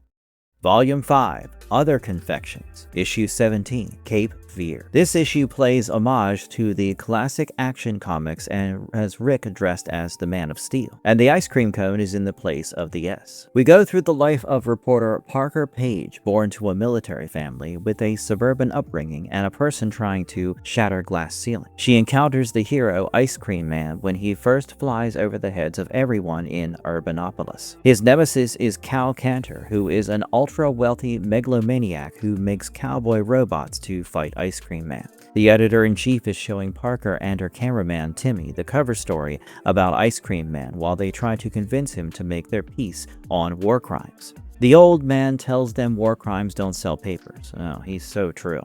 And suggests that they write about Ice Cream Man like Rick Sweet does. Suddenly, Rick, now a well-built man, shows up wearing glasses. Paige tells him that it's a bit odd that every time Ice Cream Man shows up, Rick is never to be found. Paige begins writing about the history of the Man of Titanium, noting that he suddenly showed up to save the city from the Mad Moon, a phenomenon that never occurred before his appearance. After that, the white-clad Messiah began to pull off miracles, each one more ineffable than the last, such as fighting cat-eating werewolves, facing a reverse version of himself, even starting a team of characters like Lickety Split, the Speedster, Wondrous Woman, and Pinky Ring. This puts the boys' parodies to shame. Parker believes that the idea of Ice Cream Man is a bad one. Suddenly, Timmy remarks that the city is under attack from a giant robot spider. In a burst of green, Ice Cream Man rushes to catch the monster and begins flying it towards the sun. Paige says she's busy and continues writing her article when Cal Cantor, the bald billionaire, tells her Ice Cream Man isn't who he says he is, adding that Paige is living in a farce that the Man in White made for her. Paige threatens to call the cops, but Cal tells her that she believes him and that everything is one. Suddenly, a voice calls Parker outside. She goes outside to find Ice Cream Man floating outside. The hero asks for a date at his isolation palace for an exclusive interview. At the palace, Parker nonchalantly guesses Ice Cream Man is Rick Sweet. The place is littered with tons of Easter eggs from previous issues, like the Ark, Wolfbeast's skin, even Lily's coat. Rick tells Bob to take Paige's stuff to her suite while the hero tells her his story. Parker is apprehensive while the Man of Titanium shows off more references, like the Neapolitan chick, Dr. Dogs, and then shows her a collection of creatures called Figgly Bumps that only exist to be eaten. Rick invites Parker to dinner after that. Paige writes about the horrors she had witnessed and writes that she wonders what Ice Cream Man really is. Parker decides that she needs answers and goes back into the oddities room to find out more. However, Bob tells her that dinner is served in the main dining hall. At dinner, Ice Cream Man recites a disturbing haiku about bugs. Take a shot. When the Figgly Bumps served before Parker begs her to save it. He says that they are being massacred and Bob is instructed to bring Paige a new dish. Parker has seen enough and begins running away. The Bobots restrain her as Rick walks up to the woman and remarks that he was planning to procreate with her to create a new breed of superhuman horrors. Parker screams what Cal told her, that everything is one thing, and Rick retorts that the world is built on lies and that every atom is like a bug. Bored, Ice Cream Man tells his minions to give the reporter a therapeutic bath before dipping her in the deep fryer. Paige screams that Rick is a monster and suddenly wakes up in a hospital. Her editor-in-chief and Timmy greet her when she wakes up and tells her that she was in a coma for 3 years. She asks where Ice Cream Man is and her boss laughs it off, stating that there is no such thing as an Ice Cream Man, and tells her the world could use a hero like Paige back. In the epilogue, we see a wealthy family leaving after a film and walking into an alley. They are suddenly held at gunpoint by a mugger who says the bugs are everywhere. Out of nowhere, a man jumps out of the shadows and pummels the mugger. The family is grateful to their savior, who is Rick, dressed up and mixed between the Man Without Fear and the Cape Crusader. Issue 18. Watch as it all recedes. We open this issue with an old man named George. The old man lies in bed all day thinking about a gremlin that is stealing his memories. The nurse tells George that his son called and that he is coming to visit. Behind her shoulder, George sees the little gremlin. The old man tries to recall a memory from his childhood. He was 2 years old and his parents were setting up their blanket for a picnic. There was a girl named Anne, but he can't remember his relation to her. Then the gremlin comes in and every person he touches turns into a white silhouette, with George forgetting all of them. He wakes up to find his son John by his feet. John reveals that he's having marriage problems and tells his father that Midge, George's daughter and John's sister, will be arriving soon. The next memory George has is at the Pee Wee baseball game. 10-year-old George strikes out in the sun despite wanting to hit a home run. The gremlin touches each of the players on the pitch, including the umpire, and suddenly George is alone on the diamond. A voice wakes the old man up and he sees his daughter Midge heavily pregnant. Midge tells her father that after a lot of thinking, she is ready to be a mother. George sees the wicked gremlin and his friends, a mud blob, a boy with a balloon, and a dog in a straitjacket. They all get up close to George, and the old man tries to escape into his mind by accessing another memory. In the next memory, young George is spending time with Kara, the woman who would eventually become his wife. They walk by the river, eat ice cream, run around, and kiss. But then Kara vanishes and George is left alone. The scene shifts to their house with Kara leaving because of George's drinking. He drinks bottle after bottle as she walks out. Young John and Midge are worried about what will happen next, and George recalls telling them that nothing lasts forever. After that, the man is all alone again when John begins talking to his father again. George wakes up to his son telling him that Jen, his wife, will take the kids, same as George's case. John holds his head in his hands, worried that his family life is destroyed. Apple doesn't fall far from the tree, while the gremlin sits on George's lap. Midge feels worried that she's made a mistake and asks her father for advice. The gremlin pretends to hold Midge's womb while she hopes she doesn't end up like her father. George's mind goes to a memory before Kara left. The family is taking a trip to the Grand Canyon. His memory is jumbled and he can't make out who was driving. George does recall that it was a happy memory with his family smiling. Suddenly, he spots a figure on the road. The gremlin. The color drains from younger George's face as the memory begins to fade. Midge and John talk about George's deteriorating health. John begins to sound negative and sarcastic about his marriage falling apart and his father turning into a vegetable with a foot in the grave. Midge remarks that he sounds just like George. Midge confides that she is scared about becoming a mother, but John assures her that she will take great care of the child. Midge lets him feel the baby's kicks as he calls the child a little gremlin. Meanwhile, in George's mind, his family is viewing the Grand Canyon in awe. As George watches on, Kara turns into a silhouette as he recalls that she remarried and then died of cancer. His children tell him to lie down on the hospital bed, and as he lies down, the adult John and Midge stand by him, telling the old man that it's time and that he can let go. After that, both of George's children turn into silhouettes as the gremlin climbs his bed and touches his face. George gives out a content smile and takes his final breath. Issue 19, Haunting for Beginners. This issue is a parody of the old manuals from over 50 years ago. The steps are panels of the story. It begins with a 9-year-old boy named Casper who cuts slits into his sheet and puts it over his head to become a ghost. His parents call him downstairs to watch the show Missing Parsons. Cheeky throwback. His mother and father are glued to the television while eating a tub of Rick's ice cream. Casper sees his opportunity and escapes the house now that he's a ghost. The little boy sneaks into his neighbor's backyard. He overhears the couple fighting over the husband's decision to purchase Angora rabbits to harvest their fur. The man says he just needs to find a loom and they'll be rich. Casper sneaks into his friend Jimmy's house to scare him. Jimmy is surrounded by rabbits and tells Cass that they breed very fast and fill the house, explaining the term rutting like rabbits. Casper invites Jimmy to come be a ghost like him, but the boy says he is grounded, so Casper leaves through the window. The little ghost floats across the town over train tracks and towards the bridge. He spots a dead fox by the train tracks and spooks a cat eating a mouse under the bridge.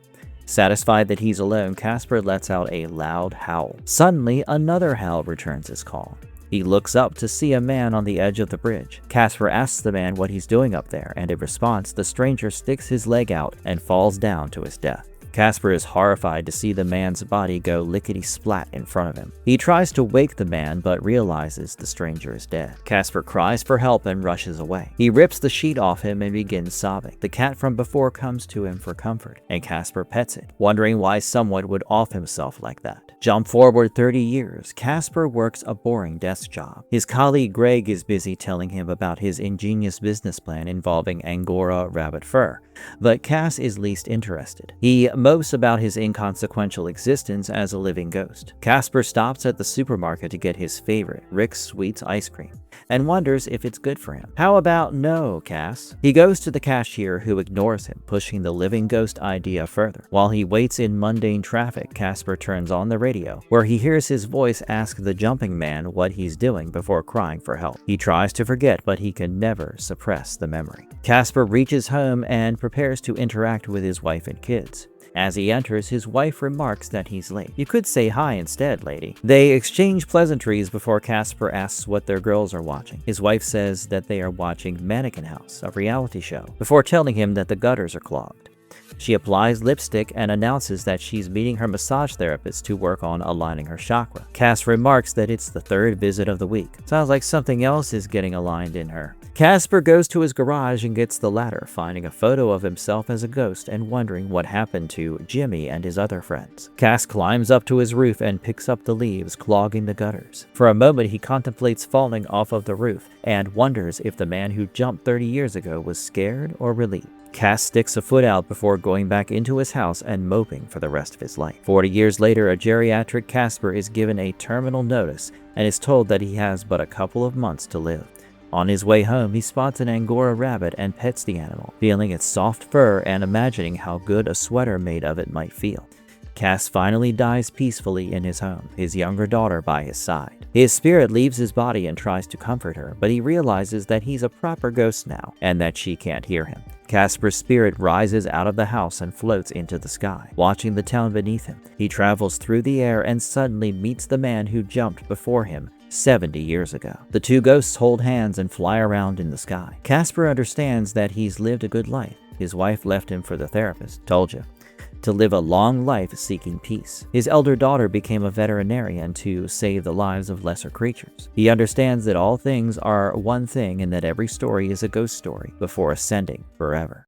Issue 20 for kids. This next one is to ruin all your childhood with a nihilistic take on famed children's books. Over in a unsuspecting house, Rick the ice cream man sits with a couple of children he calls his own and tells them that it's time for bed. The children ask their dad for a story and Rick resigns to telling them a couple. Meanwhile, the kid's mother is slicing carrots and pricking her finger to drip blood over the slices. Upstairs, Rick takes a book called Good Night You, a book that kids love. He begins reading. The story talks about a girl in a padded room with a boy with a balloon, clearly referencing Lillian again. There's also a girl heating up a spoon with 3 bears on chairs, and random things like chopped up rabbits, a hatchet, a toy house, and a big louse. Then there's a bottle with a boat and a suicide note, and an old lady, likely Lillian's mother, who wrote it. Rick says goodnight to all the creatures in the book before closing it on the statement, "Goodnight to the things not really there." The children are shaken by the story when the boy asks why people go nuts. Rick replies that people have mushy brains with holes in them, and in the holes are where the crawling things reside. Bugs mentioned, shot taken. The mother walks in with a forced smile plastered over her face as she brings the carrot slices for the kids. The children eat the carrots, with the boy perplexed at why they have red spots, while Rick tells the woman that she's frowning again. A tear drops from the lady's face as Rick tells her to go down. Rick then picks out another book called The Loving Tree, a book the kids find sad. Ignoring them, he begins to read. There once was a tree who loved a boy. The tree watched him grow up, but the boy turned out to be a rascal who got into a lot of trouble with other boys, smoking, and eventually became a firebug. The tree still loved the boy until one day when the boy doused the tree with petrol and lit it on fire. The tree asked why the boy did that despite his love for him, and the boy said he had a hole in him that could never be filled. The tree burned down and a developer turned it into a big box store. The boy, meanwhile, died a few decades later, and now both the tree and boy are dead. The end. Rick leaves the children in bed to check on their mother, telling them that he has one more story to tell. He walks downstairs past a man called Gary slumped on a chair. In the kitchen, the woman called Jane asks Rick where Gary, her husband, is. He tells her not to worry about it or the mess of milk she has made on the floor, because no use crying over spilled milk. Upstairs, the boy tells the girl that Rick is not their real father and that he's messing with their heads. His sister picks up a book called Weed Laced with Coke and begins reading. What follows is the worst Dr. Seuss poem ever. A creature called a gremaloke tries convincing a man to have a joint laced with an 8-ball. The man keeps rejecting the creature despite the gremaloke asking him if he'd want it at places or with different people, until they go on a roller coaster ride into a sea with a yellow submarine, where the man finally gives in and decides to smoke the joint. After smoking, he feels happy and says he loves weed laced with coke. Rick chimes in that the man continued to smoke that stuff for the rest of his life. He has now got a frown on his face since the kids read the story without them. them. The kids apologize quickly and Rick forgives them just as quickly. He tells them one more story for the road called Little Jane. While Rick narrates the tale of Jane, the woman sneaks past her dead husband and runs out of the house. She keeps running until she reaches the main road where she begins trying to wave down cars for help. Eventually, she walks near a farm, delirious, and asks a cow if it is her mother. In a sudden twist, two men arrive in an ambulance and surround Jane. They restrain the woman and drag her into the back of the ambulance. They lock her into the wagon and rush away, as Rick concludes that the woman's brain had become mush and full of holes. The children have fallen asleep by that point. At least, I hope they're just asleep. So, Rick tucks them into bed and turns off the lights, but not before turning into his monstrous self and wishing them good night. Volume 6, Just Desserts, Issue 21, The Big Sweet. The homages aren't done because this issue is in the style of the classic series Watchmen.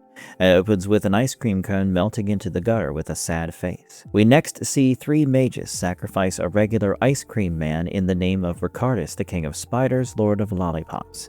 They nail him to an ice cream cone and slice an unhappy face on his torso. Somewhere, a private detective named Ray Kowalski is smoking a cigarette and aura farming on his fire escape when a woman calls out to him. He goes back into his office to see a woman waiting for him. Identifying herself as Miranda Cohn, the woman says that she believes someone killed her husband, Bert, additionally remarking that cigarettes cause cancer, which Ray ignores. She shows Kowalski the photo, revealing that her husband is the ice cream man from before. Ray is slightly amused at the fact that an ice cream man is named Cohn, which irritates the woman. Nevertheless, Kowalski asks the wife why she hasn't gone to the police, and she replies that she needs someone with brains. She takes an offered cigarette from Kowalski and instructs him to find out who killed her husband. Kowalski goes home to find a letter to his wife, Mary, from a divorce law firm. He resigns to the fact that she will leave him eventually and walks in, having a half-hearted conversation with Mary, who is busy working. Ray goes to his study and begins working. Anything but talking to your wife, I guess. The next morning, Kowalski meets up with his informant named Boyle for breakfast. Boyle seems to know a little regarding just about everything under the sun, including Kowalski's impending divorce. Turns out, Bert Cohn seems pretty well off running a fleet of white trucks around the neighborhood, but word on the street says Bert has been having rendezvous with multiple women at a hotel. Ray is surprised at how deep a rabbit hole this seems to be for just another ice cream man, when Boyle reveals that 4 other ice cream men have gone missing in the last 2 months. To blow Kowalski's mind further, Boyle says that there are rumors of cults, robes, and rituals going around. He warns Ray to be careful before switching topics about his giant order. Kowalski walks past a bum on the street and reads his sign that says, "The end is nigh." He asks the man what nigh means, and the bum explains that it means near. Ray follows up by asking the man why he can't just say near on the board instead of nigh. The man replies that the words just seem to fit together, before bumming a cig from the detective. Ray walks up to the building that Boyle had shown him where Bert was having his affairs and sneaks up the fire escape. He goes past a family watching Family Autopsy before climbing into the window of Cohn's room. Ray scans through the room to find a library card attached to a book code and a sad face. At the city library, a man is attending to a customer in an ice cream truck. The customer warns the ice cream man that the Spider King comes to him, rearranging his brain with his heart. The ice cream seller is confused as the man blankly gives him a note with a sad face before walking away. At the same time, Ray walks into the library and finds the book with the note from Cohn. It looks like an occultist book and has the same sad face in it. Suddenly, a hooded figure tries stabbing Kowalski and almost gets him. Ray dodges the blade and beats up the figure. He pulls the hood and asks the grinning man who sent him. The assassin says that the Ice Cream King, Ricardus, sent him, before crushing a cyanide pill and dying. Ray takes the man's ID card and follows it to Holt Dairy Congregation, which makes Rick's Sweets ice cream, where he tells the CEO, Mr. Holt, that he nearly got assassinated by the vice president of the company. Kowalski accuses Holt of culling his competition, and Holt laughs it off by saying the other ice cream sellers are little bugs to their giant spider of a corporation and were never a threat to their business. Holt is called to the conference room to meet his daughter, and when he's alone, Ray sneaks a peek at his desk, only to find Miranda Cohn is his daughter. Ray studies the pattern of missing ice cream men to draw a big sad face on the map. He tries making sense of it, but theorizes that maybe the point is that there is none. Mary asks him to make love that night, but he is too invested in the mystery and declines. As Ray begins putting the puzzles together, he goes to Holt's latest creamery he overheard the man talk about, while the ice cream seller from the city library is about to get sacrificed. He finds a door with the sad face while the ice cream man begs the cult to stop. The three mages are revealed to be Mr. Holt, his daughter, Miranda, and Boyle, the informant. Kowalski bursts through the door, gun ready to fire, but sees the creamery empty and decides to give up the mystery. We next see Ray in bed with his wife after he's decided that he will try to save his marriage and quit smoking. A lot of character growth in 10 pages. The couple lies in bed post-coitus while the TV warns of nuclear Armageddon and asks where all the ice cream men are disappearing to. The moon has a sad face while the bum has changed the nigh in his sign to near. Issue 22, Advent Calendar. Next one is a controversial one, even for this series, but pretty important. It's November 30th at Julie's house and her parents are setting up the Christmas tree. The father complains about the tree being too big again while her mother sings tunes that you normally hear from Rick. Julie is clutching the Advent calendar with a worried look when her mother comes over to tell her every day will be a gift. December 1st is a chocolate egg. Julie purchases a pregnancy test, explains the worry. The chemist tells her to take extras to be sure. December 2nd, cross necklace. Julie is mortified to find that she is pregnant. The next day, she gets a chapstick and tells her boyfriend. They worry that they're not ready to be parents at 18. Strangely, they spot 3 ducks, who generally migrate in winter, by the pond. Next is a gift card for Rick's Goods, where Julie goes Christmas shopping with her mother. The following gift is a pizza keychain, and Julie talks to her best friend at a pizzeria about how she hasn't told her mother due to her militant Catholicism. Julie's friend recommends she see an OBGYN as the two watch the same 3 ducks devour a pizza. She gets a candy next, and at the gynax she finds out that she's been pregnant for 2 months and is shown the fetus. After that, Julie gets a melatonin gummy and sleeps. In her dreams, her family is the 3 ducks and they eat roasted Julie for dinner, which wakes her up. Julie gets a pack of flower seeds the following day, and when she goes to her pastor, the girl reveals that she is pregnant and will burn in hell. But the priest simply tells her that nothing will hide her from God's love. The next gift is the husk of a cockroach, which scares Julie when it moves. After that, she gets a vintage pill box and meets psychiatrist Dr. Sweet, who prescribes Xanax to Julie and shows her empathy. December 11th's gift is a mood ring, and Julie asks her parents if any of them put a roach in the gift. They both deny it and continue arguing about calling it holidays or Christmas. After that, she gets a turtle dove brooch and shows her boyfriend Edwin the brochure of an abortion clinic. She reveals that the procedure will hurt. Next, Julie gets a plastic figure of Rick and finds herself in the sweet place next to the skeleton of Joel. A pregnant humanoid duck tells her she plans to name the duckling Rick or Jennifer, depending on the gender.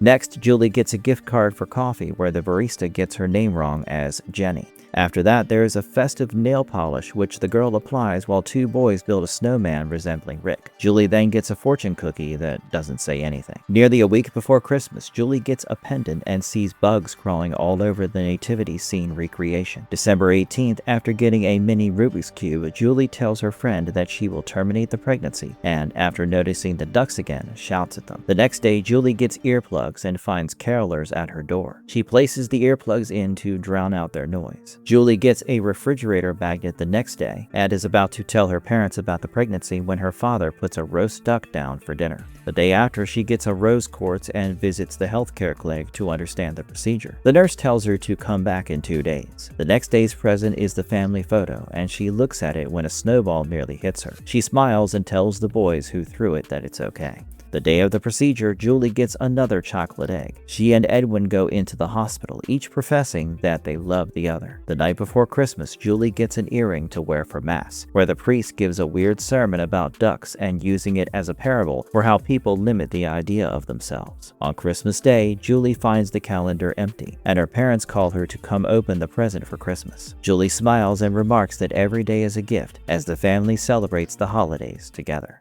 Issue 23, Late Night Splashes. This issue is a little non-linear and involves a few characters' points of view in a storybook format, so let's simplify it into a regular timeline. Cadence Vandersluis is an intern at the Tonight Show. She does her internship duties of getting the writer coffee, helping out the cue cards guy, and then going to Mac Benson, the host of the show's green room.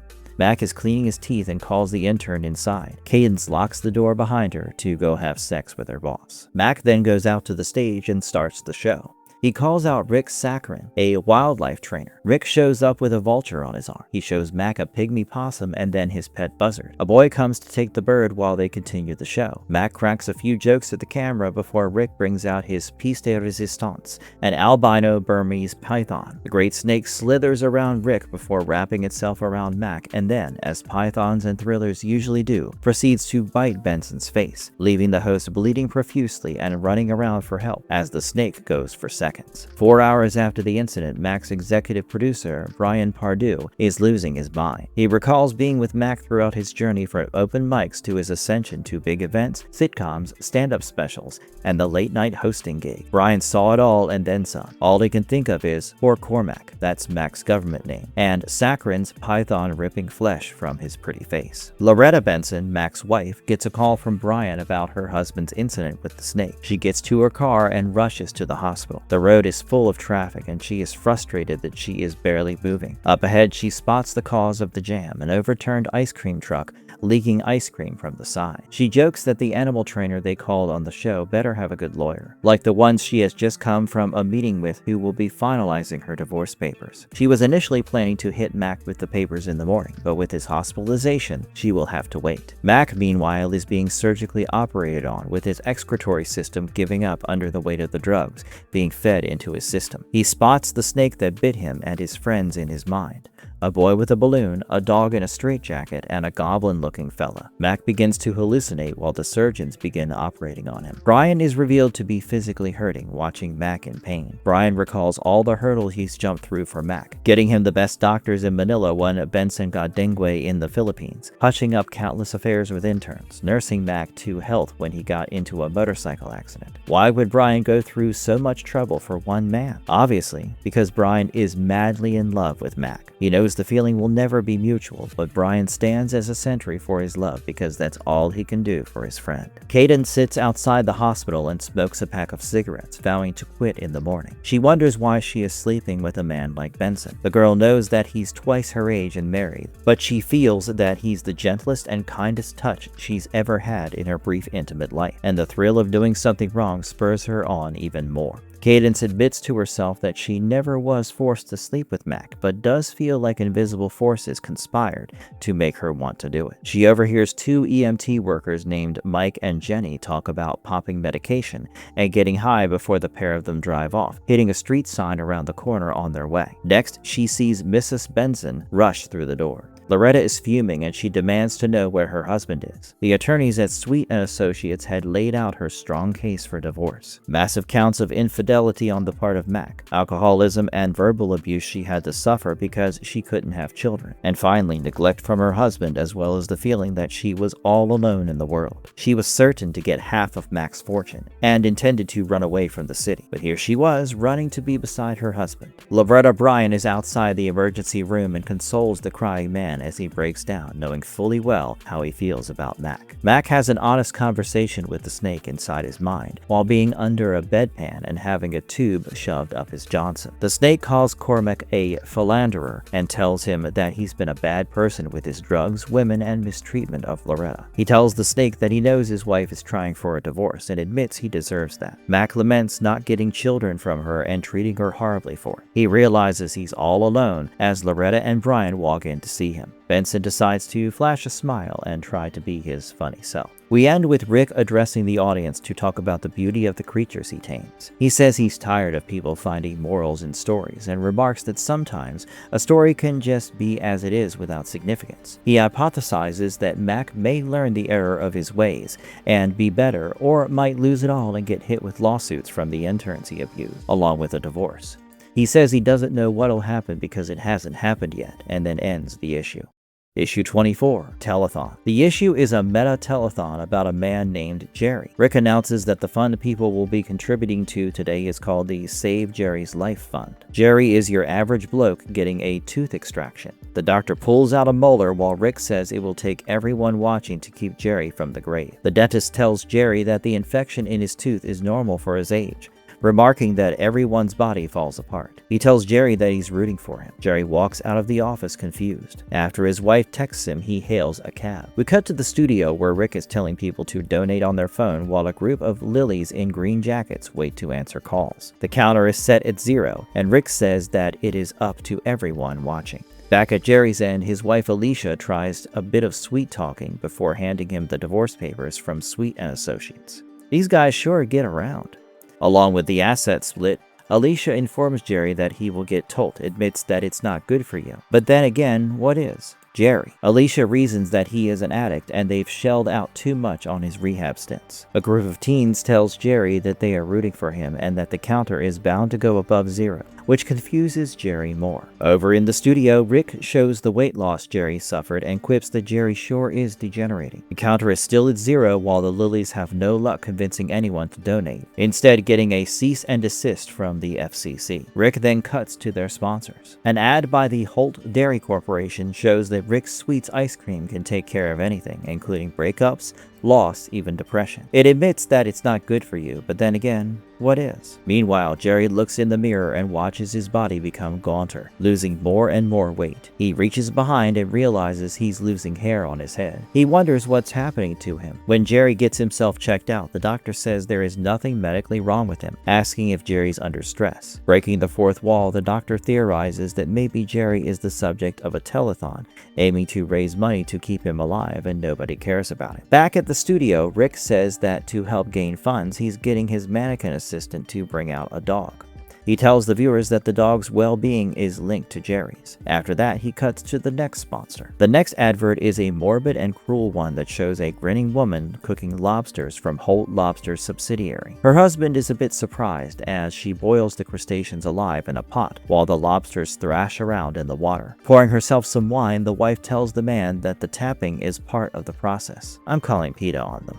Over on Jerry's side, his boss fires him due to a performance slump. Jerry tries to give his sickness as the reason for the drop in performance, but the boss states his hands are tied, adding that if some money frees up, he'll call to make a donation, which confuses Jerry further. Cutting to the studio, the lilies report that nobody has called to donate anything. Deciding to take matters into his own hands, Rick breaks the fourth wall to tell the viewer that the telethon is just a comic book on cheap paper. He offers a deal to you, the viewer. Drop the graphic novel in your hand, and he'll donate his own money to save Jerry. Fed up, he threatens to shoot the dog if the viewer doesn't put the book down. The dog covers his eyes as Rick tells us to walk away to lighten the suffering of a man and a dog. But we're on a video, so we continue. And just like that, Jerry dies as the nurse remarks nobody donated the whole way. The doctor feels sad for all of a second before switching up, stating that it's his anniversary and that the missus is cooking lobster. The nurse says goodbye to the doctor as we cut to Rick, who thanks the viewers and sponsors while they begin taking down the studio's decorations. Meanwhile, some of the lilies realize that their phones weren't connected to begin with. Oops. Rick concludes the episode, adding that Jerry's funeral telethon will be coming soon. The ending advertisement is one promoting medication by self-pharmaceuticals. Don't self-medicate, kids. The issue ends with a bland tribute to Jerry Donaldson and Roscoe the Border Collie. Rick blames the viewer for that one, and I, for one, can't argue with that. Sorry, Roscoe. Volume 7, Certain Descents. Issue 25, Certain Descents. We open the issue with a plane plummeting through the sky, Rick on the wing. The pilots are struggling to get control of the plane while casually lamenting Jerry Donaldson's death. The dashboard has a massive sign beeping and displaying catastrophic failure. The co-pilot says he can't shut it off, and the pilot jokes that it will go off eventually like everything on the plane. At the back of the plane, a man named Harold is screaming at the other passengers to get him a parachute. The other passengers, however, seem to be relaxed, at peace with the reality that they are all going down with the plane. One kid is even playing on his iPad with an oxygen mask on. One guy is staring out of the window while glumly commenting that the plane's speeding towards a crash. An old woman tells Harold that his screaming will not change anything. She invites him to sit beside her. Harold rushes around looking for parachutes. In El Paso, Reggie Carlisle has a heart attack during his boys' Little League game. His family and everyone attending rush to Reggie's side as he grips his chest in pain. He sees the plane coming down behind his wife's head and assumes it's an angel coming for him. Everyone looks up at the descending plane as Reggie dies. The co-pilot Ned asks his captain Joe if he wonders what happens after death. Joe jokes that he doesn't need to worry about his bills as Ned talks about reincarnation and the afterlife. Joe believes everything was one and will go back to it in the end. Harold, meanwhile, is busy looking for a parachute in the overhead compartments and gets rocked in the face by a suitcase. The glum man remarks that he saw something on the wing, causing Harold to lash out that there is no wing out of the man's window. Across the border, Karina Garcia and a group of undocumented immigrants make their way through a mountain pass to get to the other side. Karina's pregnant and suddenly feels a drop in her stomach. The baby's coming. The man leading their group, Jorge, tells her that they cannot wait, as there are many dangers in the pass, like the cartel, vipers, and border patrol. Karina's friend tells Jorge that Karina is in labor and asks him to help, but the man refuses to wait. In the scorched Mexican sky, Karina sees the plane falling through the sky like a vulture. The pregnant woman remarks that she and her baby are going to die as Jorge herds the group forward. Back in the cockpit, Joe is wondering what catastrophic failure means, while Ned wonders about the afterlife. Not wanting to die with secrets, he tells Joe that he has to tell him something. At the back, Harold is still trying to figure out where the parachutes could be when a man next to him asks whether there's going to be meals in their flights. Food priority alpha. As Harold moves towards the toilets at the back, the iPad kid remarks that the stewardess had a bomb in her bag and that she's going to hell. Harold checks in the toilet to find a sobbing flight attendant crying about listening to the smiling man and taking a bomb on the plane. He asks her where the parachutes are, only for the lady to remark that there are no parachutes in a commercial flight. In a different time, Jim and Karen have taken another hit of heroin, swearing that this will be the last time. Sure. They imagine they're in a field and Karen sees the plane crashing towards the earth, time and space pulling together. She remarks that the pilots love each other, confusing Joe. Over in the cockpit, Ned professes his love for Joe. The pilot stutters for a second before revealing to his co-pilot that the feeling is mutual, and the two kiss. Behind them, Harold sits, refusing to accept his fate, whining that he hasn't done enough with his life and all his unresolved issues, when the old woman tells him he worries too much. She says it's over and reveals that when she gets worked up, she stitches. She holds up a pillow with the warning that they are going down on it for Harold.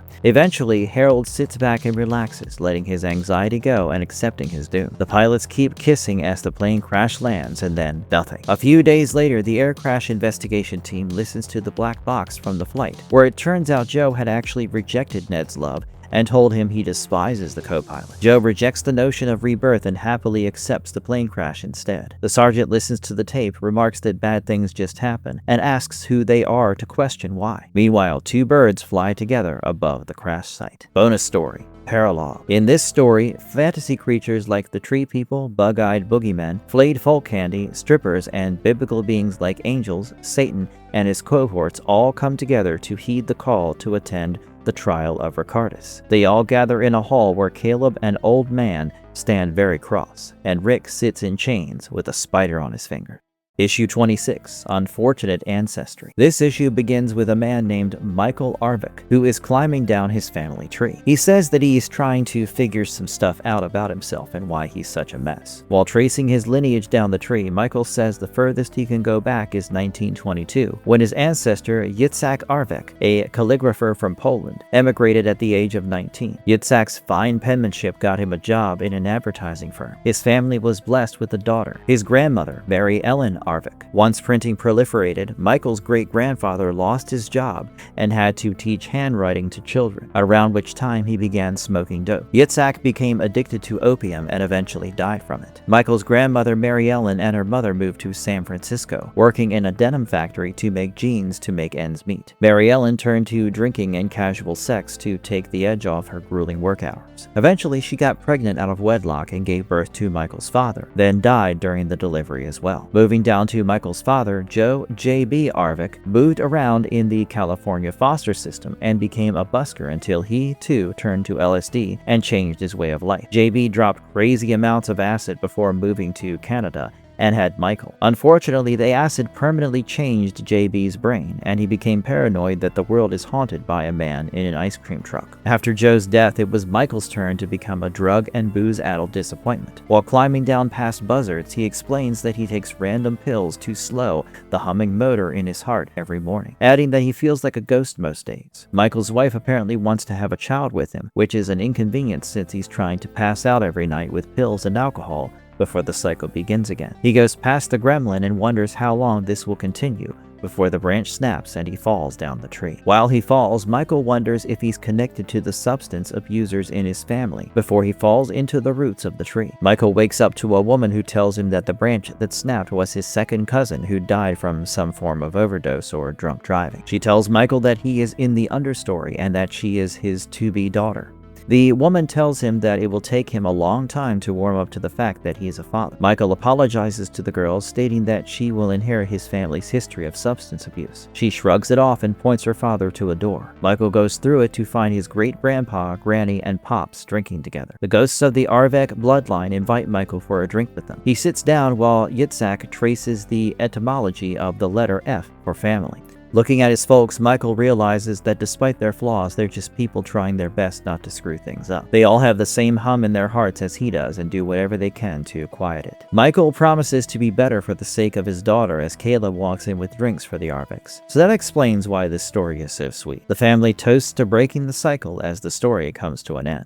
Issue 27, The Morphomedesis. In this twisted issue, we see Earl and Rita from volumes ago walk together, eating ice cream. Suddenly, poor Earl suffers a stroke and collapses on the sidewalk. Rita calls emergency services for help as the ice cream melts. Our issue's protagonist, a cockroach named Gurg, and his friends eat the ice cream. The bugs have a sneaker box as a home, where they sleep as Jenny and Mike, the paramedics, haul Earl away. The bugs have a snack and end their night like it's the Lion King. The next morning, the bugs go to the train yard at the edge of the city. Only Gurg has undergone changes during the night. He has a human head and 2 human legs. The other 2 bugs feel disgusted by the sight of their brother. That night, Gurg sleeps outside the box because it's too small for his size. He's also got a human hand now. While he's exploring his newfound digits, Gurg is excommunicated by his brothers and sent away. He wanders into a park where a couple is on a date. He tries asking them for food, which scares the life out of him. Don't blame them, I'd probably faint. Before leaving, the couple drops their bag of food and mishear the monsters say his name as Greg. Now calling himself Greg, our unfortunate hero scarfs down the food. After satiating his appetite, Greg wanders into the open park beyond a pedestrian bridge and looks up for the first time. He is enamored by the beautiful stars and decides to sleep under them. Many days later, Greg wakes up as a full human living in an apartment. He switches off his alarm and walks to the bathroom to admire how much he has changed. He is now indistinguishable from an ordinary man. He walks out and is greeted by his apparent daughter, Francesca. His apparent wife walks in and tells them to get downstairs for breakfast. How many days has it been? They eat a breakfast made exclusively by Holt. Looks like they're taking over the food industry. As Greg's wife remarks that a couple saw an insectoid hybrid monster in the park. Guess not that many days. And worries about what is happening to the world. Greg dresses up and begins to leave when his wife reminds him that they have marriage counseling that night. He feels a bit disoriented by the sheer volume of things humans have to deal with, like marital strife, financial problems, and anxiety, as opposed to the cockroach life of scavenging, eating, and sleeping. Greg takes the bus to go to the subway, where he waves to a trio of bugs standing near him. Our hero works at the sales department at Holt, where his cubicle buddy Steve has just gotten demoted. Steve rants about how much the company treats them like ants and laments that the demotion means that he will have to take up another job to pay his bills, including his brother's medical bills. Steve blames Jensen, their manager, and decides that he will teach the guy a lesson using a revolver. Greg is called by Jensen to his office, and the confused hero goes to have a sit-down with the boss. Jensen is surprisingly complimentary of Greg's work and tells him the higher-ups are loving his output. Greg confides in Jensen that he fears demotion, but the manager jokes that they could nuke the building and Greg would still be unharmed. Oh, if you only knew. Jensen expresses sorrow for demoting Steve and says that he had no say in the matter. Greg walks back to his desk, wishing he was back with his brothers scavenging for morsels and crumbs. He finds a note from Steve on his monitor that asks Greg who the boss is. After his work is done, Greg takes a shortcut through the parking garage to save steps, and overhears Jensen begging for his life. He hides behind a car while listening to Jensen plead with Steve to put the gun down, as he had nothing to do with Steve's demotion. Greg peers over the bonnet to see Steve shoot his manager in the head. Greg comes out of hiding to confront his cubicle friend. Steve swears and then turns the gun on his friend, stating that he can't have witnesses. Greg pleads that they are friends, but Steve's mind is set, telling his friend that he has to take care of his brother. Greg jokes that it is the way of the bugs to do that, and a tearful Steve shoots Greg in the chest. Greg slowly begins to die, but mentally states that he doesn't blame Steve and that he hopes Steve's brother will be alright. Before dying, Greg remembers that he has counseling and remarks that he will probably miss the session. After Gurg is dead, his 2 brothers crawl out to drink his blood. They remark that the blood is too sweet and leave their brother bleeding in the parking lot. So much for the way of the bugs. Issue 28. the etymologist rises. We open to a beautiful scene in the mountains. An etymologist named Brian Gardner talks to Sam, his liaison, about meeting the monks on the top of a mountain. He promises to pay Sam handsomely and hands him a wad of cash. Sam tells Brian that to reach the top he will need a dragoman. Sam introduces Gardner to Katu, the dragoman or interpreter, who will guide them. Brian is a bit apprehensive on account of Katu being blind, but Sam says that there are more ways to see. Katu speaks in an unknown tongue and tells them that they will go up. The first day is filled with silence as they follow Katu. They pass by a pair of vultures watching them as well. The guide tells them that the sun is setting and that they will make camp there for the night. Sam translates for Katu and tells Brian that the being he calls monk they call wizard, as Brian tells them where the word was derived from. Boring. When they sleep, Gardner dreams of wading through a river of words. Brian tries to scoop up words, but they slip through his fingers, and all he's left with is wake up, which he does and realizes there's a giant spider looming over it. Sam and Katu are trying to shoo the arachnid, claiming it is just a baby. They remark that Brian nearly got eaten by the monk's flesh eater. No points for guessing who the monk is. The next day, the trio makes its way around the rocky terrain of the mountain and climbs up sharp slopes. They make their way up and find a thin rope bridge. Brian is worried that the bridge will give way because it always does in the movies. Sam laughs at his employer's paranoia and tells him life is not a movie. Brian starts making his way across while trying to distract his mind by thinking of the etymologies of words when suddenly the wood creaks under his weight and gives way. Before he falls to his death, Gardner is saved by Sam, who notes that maybe life is like the movies after all. They make camp and sleep under the starry sky. Katu brews rainbow tea for his compatriots, and Sam asks Brian what his family thinks of his expeditions. Gardner remarks that his wife and children stopped talking to him, called him obsessive and neglectful of anything except language. Way to prove them wrong, Chief. Not wanting to discuss further, Brian decides to turn in for the night. In his dream, he has strange visions of magical and biblical beings like talking trees and angels gathering in a room for some judgment. The paralogue from before is coming in handy. A man in a tall hat and an old judge instruct him to wake up and look for Sam. Brian jolts up and tries to look for his liaison. He walks into the mouth of a dark cave to see Sam with a clawed hand around his head. He turns his flashlight to see a hairy monster holding the top half of Sam's body in his hand and growling. Gardner nearly soils his pants when Katu grabs the man and instructs him to run. The duo rushes out of the cave and closes the cave mouth with a big boulder. Gardner is surprised that his guide speaks English, and Katu remarks that it's only for emergencies, finding the language to be full of holes. Katu tells Brian that they must go back, but Gardner says he's too close to turn back. Katu then tells him that their paths diverge here. Brian packs up and tells Katu to go down carefully, remarking that when they meet next, he will have the word to open all locks. Katu replies that they will never see each other again. Well, he can't see him still. Brian travels the rest of the way by himself and makes it to the final peak of the mountain. He is determined to find the monk, or smiling man as they call him, who holds on his tongue the first word that is an all-powerful word to give omnipotence. Brian is not interested in godhood and only wants the word. He climbs the peak with his bare hands, claiming that he deserves to know the truth for all that he sacrificed for. Gardner reaches the top to find a long-haired man with glowing green eyes. Bad idea, Brian, run! The man begins talking sweetly to Brian and asks him what meat puppet he is.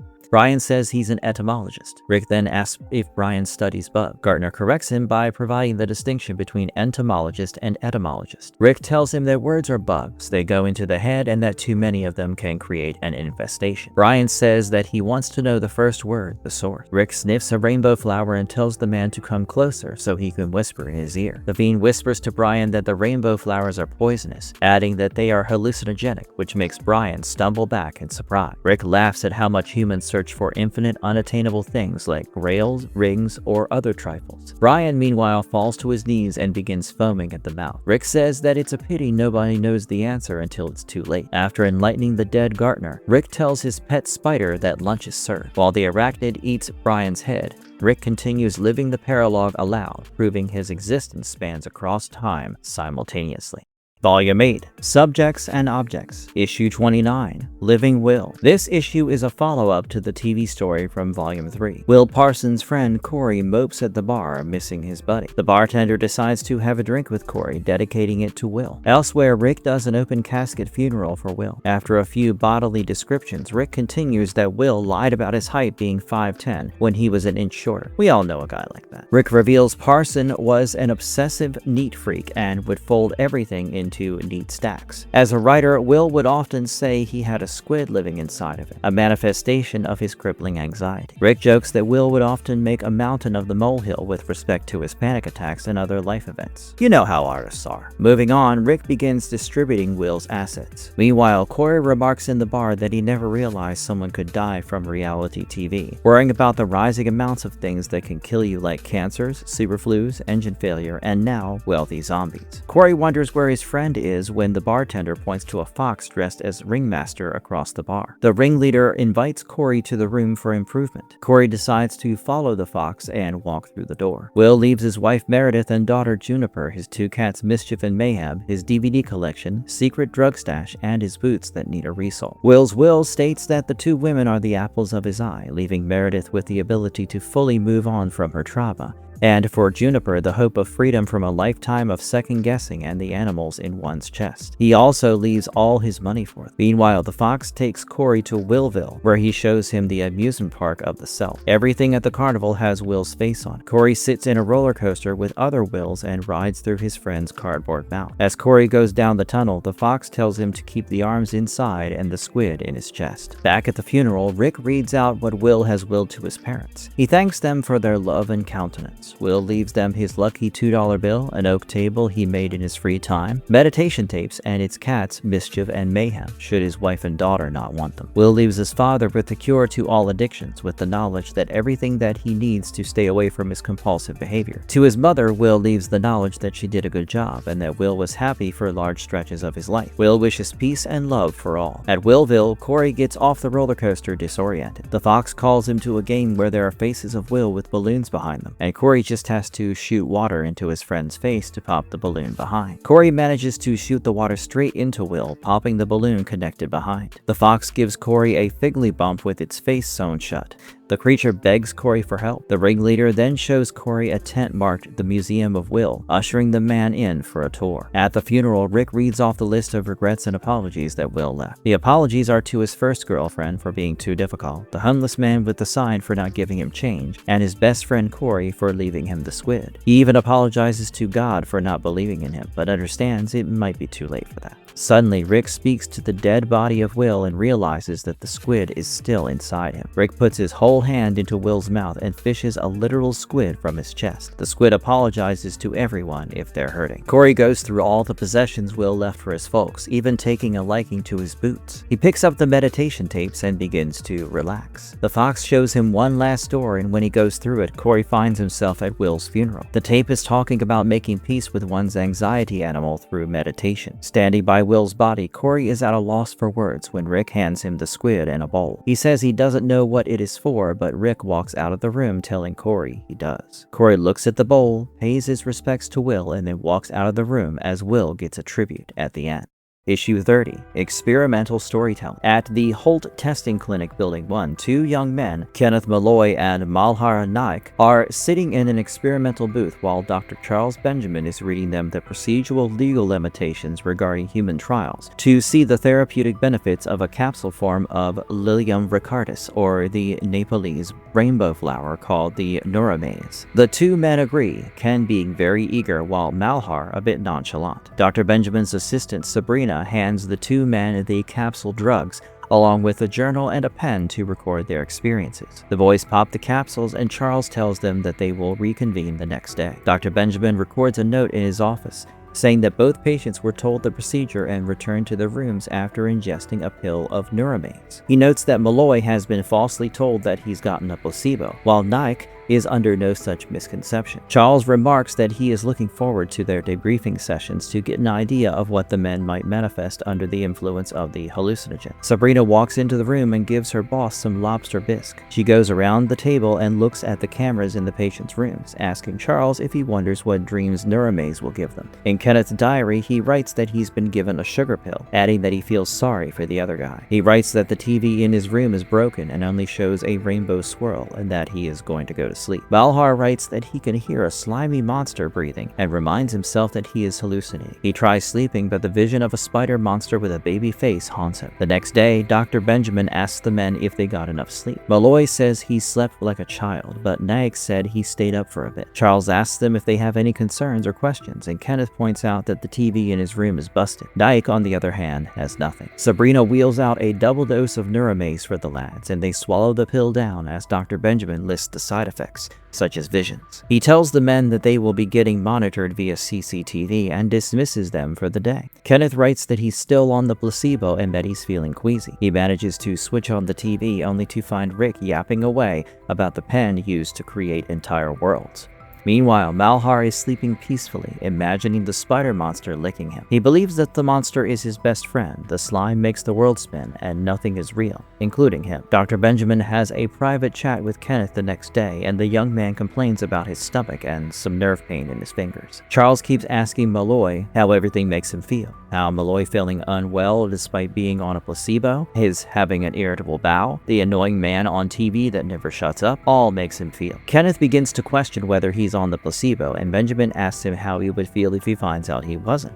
Charles notes that he feels remorse for lying to Malloy during the debrief, but the neuromaze testing protocol is explicit about establishing false control. He reveals on his voice note that Kenneth has been given double the dose of Malhar both times and is experiencing adverse effects from that overdose. In their rooms, Malloy is having a headache listening to Rick talk about how the pen is mightier than the sword, while Nike is dreaming of petting prawns in his hallucination. Noting that both subjects are reacting as per the neuromaze degeneration schedule, he signs off to go home for his anniversary. Dr. Benjamin goes home to find Sabrina at his house chatting to his wife. Charles is surprised that his assistant knows where he lives, while Sabrina brings out a couple of Holt lobsters as an anniversary present. She leaves the couple after handing over the crustacean, and Charles tells Irma, his wife, that Sabrina isn't supposed to show up to his house willy-nilly. Irma tells Charles to relax while boiling a lobster alive, and says he should just focus on dinner. Over at the experiment building, Kenneth sees his fingers as snakes and hears the rasping, wet noise of the spider monster. He leaves his room to come face to face with a monster overflowing with tiny bugs,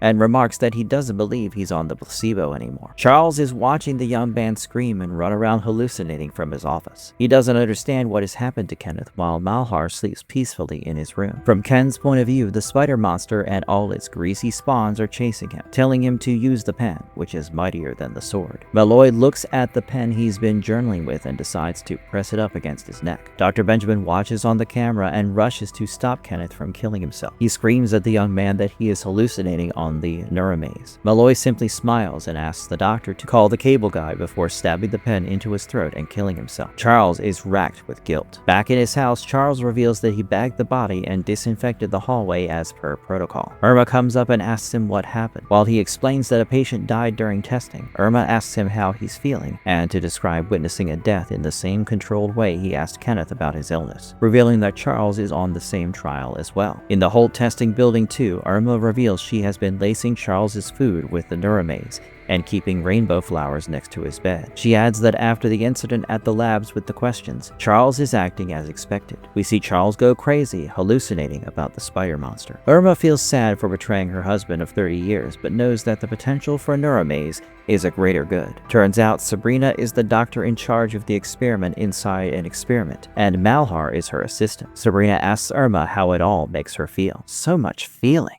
Issue 31, A Scale, sort of a poem. This issue takes place across many years of previous issues. First, we see it from the viewpoint of a man named Warren Williamson. He and his wife, Vanessa, are blessed with a beautiful daughter named Blossom.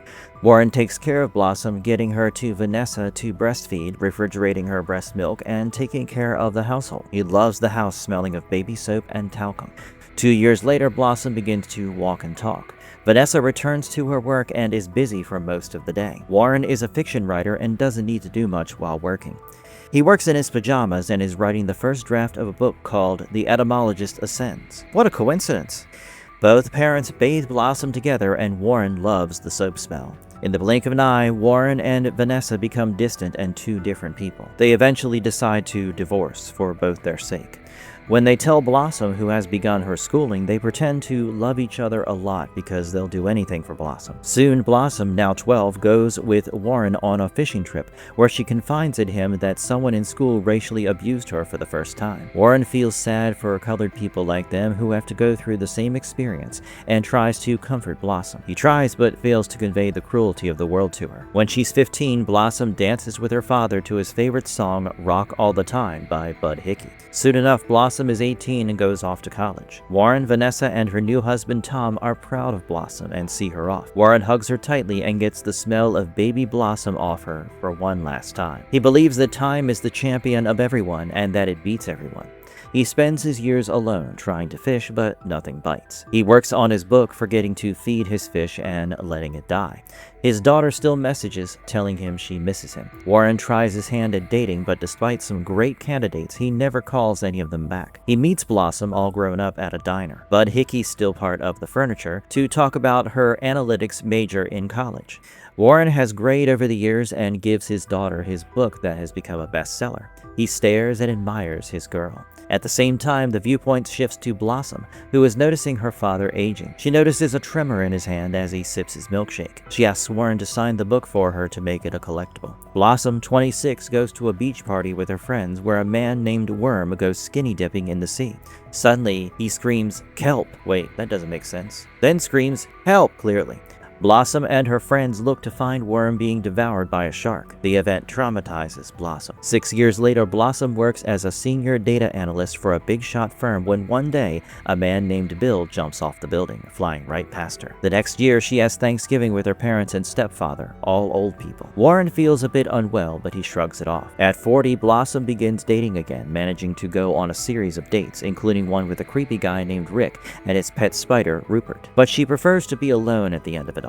That winter, Blossom goes to a store where her father is having a reading of his book. She watches Warren read his book from afar, struggling to speak, and leaves before it ends. Months later, Blossom takes a walk by the same beach where Worm was eaten and recalls how he wanted to be an etymologist. She goes home to feed her fishes, not minding her solitude when she gets the message from her mother. Warren's had a heart attack. As she waits in the emergency ward, Blossom meets the doctor who tells her that Warren's heart is not strong enough to continue. She goes to see the old man in his final moments, and he takes the smell of baby soap one last time before peacefully breathing his last. Blossom tearfully says goodbye to her father while holding his hand. Issue 32, Recovery. Doug is admitted to the Cassandra Rehab Center. On his first day, he tries escaping, believing that he is totally fine. He gets tackled by orderlies while screaming that he's fine. Spoiler alert, you're not, Doug. The second day, he tries to off himself by hanging himself, but the orderlies step in and stop him. The third day, Doug suffers withdrawal symptoms and feels ill, throwing up in the toilet. The puking carries on into the fourth day when Doug pukes blue. There's that blue lagoon from last week. Doug gets a neuramaze pill to combat the withdrawals and hallucinates a spider monster claiming it's God. Doug doesn't get scared by the monster, more like slightly annoyed. Doug's sixth day sees him attend a group meeting for the first time. The first to speak is a woman named Susan who has been in rehab for 18 days. She is a former junkie friend of Karen and Jim's, the couple from the first volume. Susan recalls that Karen and Jim had a cat named Bob who she accidentally throttled to death. The worst part is that both Jim and Karen were too high to notice, and she was too high to realize what she did. A week later, Doug has family visitation allowed, and his wife Mary and daughter Jenny come to visit him. Doug apologizes to his daughter and remembers seeing his own father go through a similar struggle. Doug breaks down in front of his family as Jenny confronts him. The next day, he makes lists of things like people he let down, what he wants to say to them, reasons to get better, and his favorites from the rehab group. That night, a fellow addict called Shadowy Dave wakes Doug up and invites him to do some coke. Dave is a silhouette and simply walks away. Doug tries to follow but finds himself stuck to the floor with pins and needles. The 10th day is when Doug looks in the mirror and confronts the real him, telling himself that no program in the world could heal him, and he is the saddest man in the world. The day after that is when they hear a man named Billy Barnacles explain how his father would tie him up as a child and how he became ugly after getting addicted to drugs and wishes he looked better. Doug has a meeting with the facility therapist the next day, who turns out to be Caleb, trying to heal him. Caleb tells Doug to form an invisible wall around his head to keep the hunger for substances and the pain from the past hidden from his immediate consideration. He does say it's a metaphor, but a helpful one. After that, Doug stands outside the facility to feel the warmth of the divine on his face. He feels it take the form of the spider monster and dismisses it. 2 weeks into the program, Doug meets meets Ginny, and the girl shows him a drawing of him as a superhero. She tells Doug that most AA patients are back in within a month, but he could maybe be the exception. Doug is haunted by the ghost of his dead mother, who nags about how much of a disappointment he has become, like his father. She accuses him of not even crying at her funeral, but Doug pushes back that he did, and the only reason she never saw it was because she was in a casket. Day 16 is when Susan is let out. She hugs all her friends and rides off in a taxi, Doug hoping she never returns. The next day, Billy and Doug sit out on the grass, and Doug reveals that he realized he was an addict the day he had a wonderful, perfect day with his family and came back home and wanted more, finally doing 2 lines of blow to satisfy himself. The next night, Doug caves into shadowy Dave's calls for doing coke, and it is revealed that Dave is just Doug's alter ego. Doug does a gram of coke and sleeps off, feeling great. Caleb is very cross with Dave about his actions, and the next morning threatens to remove Doug if he relapses again. He suggests Doug build his wall fast, as Doug pleads that he doesn't know how his alter ego sourced a gram. The next night, the spider monster taunts Doug that he is never getting better, and Doug just shouts back that he knows. 3 weeks later, Doug meets Mary and says he doesn't know why he keeps relapsing and being a terrible human. Mary finally shows some empathy and tells Doug to take it one day at a time for Ginny's sake. All the while, they turn into Ginny's drawings. Doug tries reading The Etymologist the next day and doesn't find the book particularly great, liking The Sunset better. The 23rd day is when Billy is set free from rehab, and he reveals his name is actually Billy Prince before leaving in a taxi. Invisible walls built high. The next day, Doug shares the same story of how he became an addict to his group, feeling freer after it. The next night, he rejects shadowy Dave and goes to sleep, walls finally built. With 3 days left of his stay, he tries feeling the warmth of God again, and this time he does feel a certain warmth, finding God in patients and in his family. On his penultimate day, Susan returns, revealing that she fell off the wagon. Feeling empathy, Doug gives the woman a warm smile and thanks her for sharing with the group. On the last day, Doug says goodbye to Susan and thank you to Caleb before sitting in his cab. The cab driver, revealed to be Rick, asks him where they are going, and Doug, his walls raised, replies home, hopefully for good. Volume 9, Heavy Narration, Issue 33, The Kind of Story I Want to Write. This issue was a letter from the writer of the comics, W. Maxwell Prince. He looks awfully similar to Will Parsons.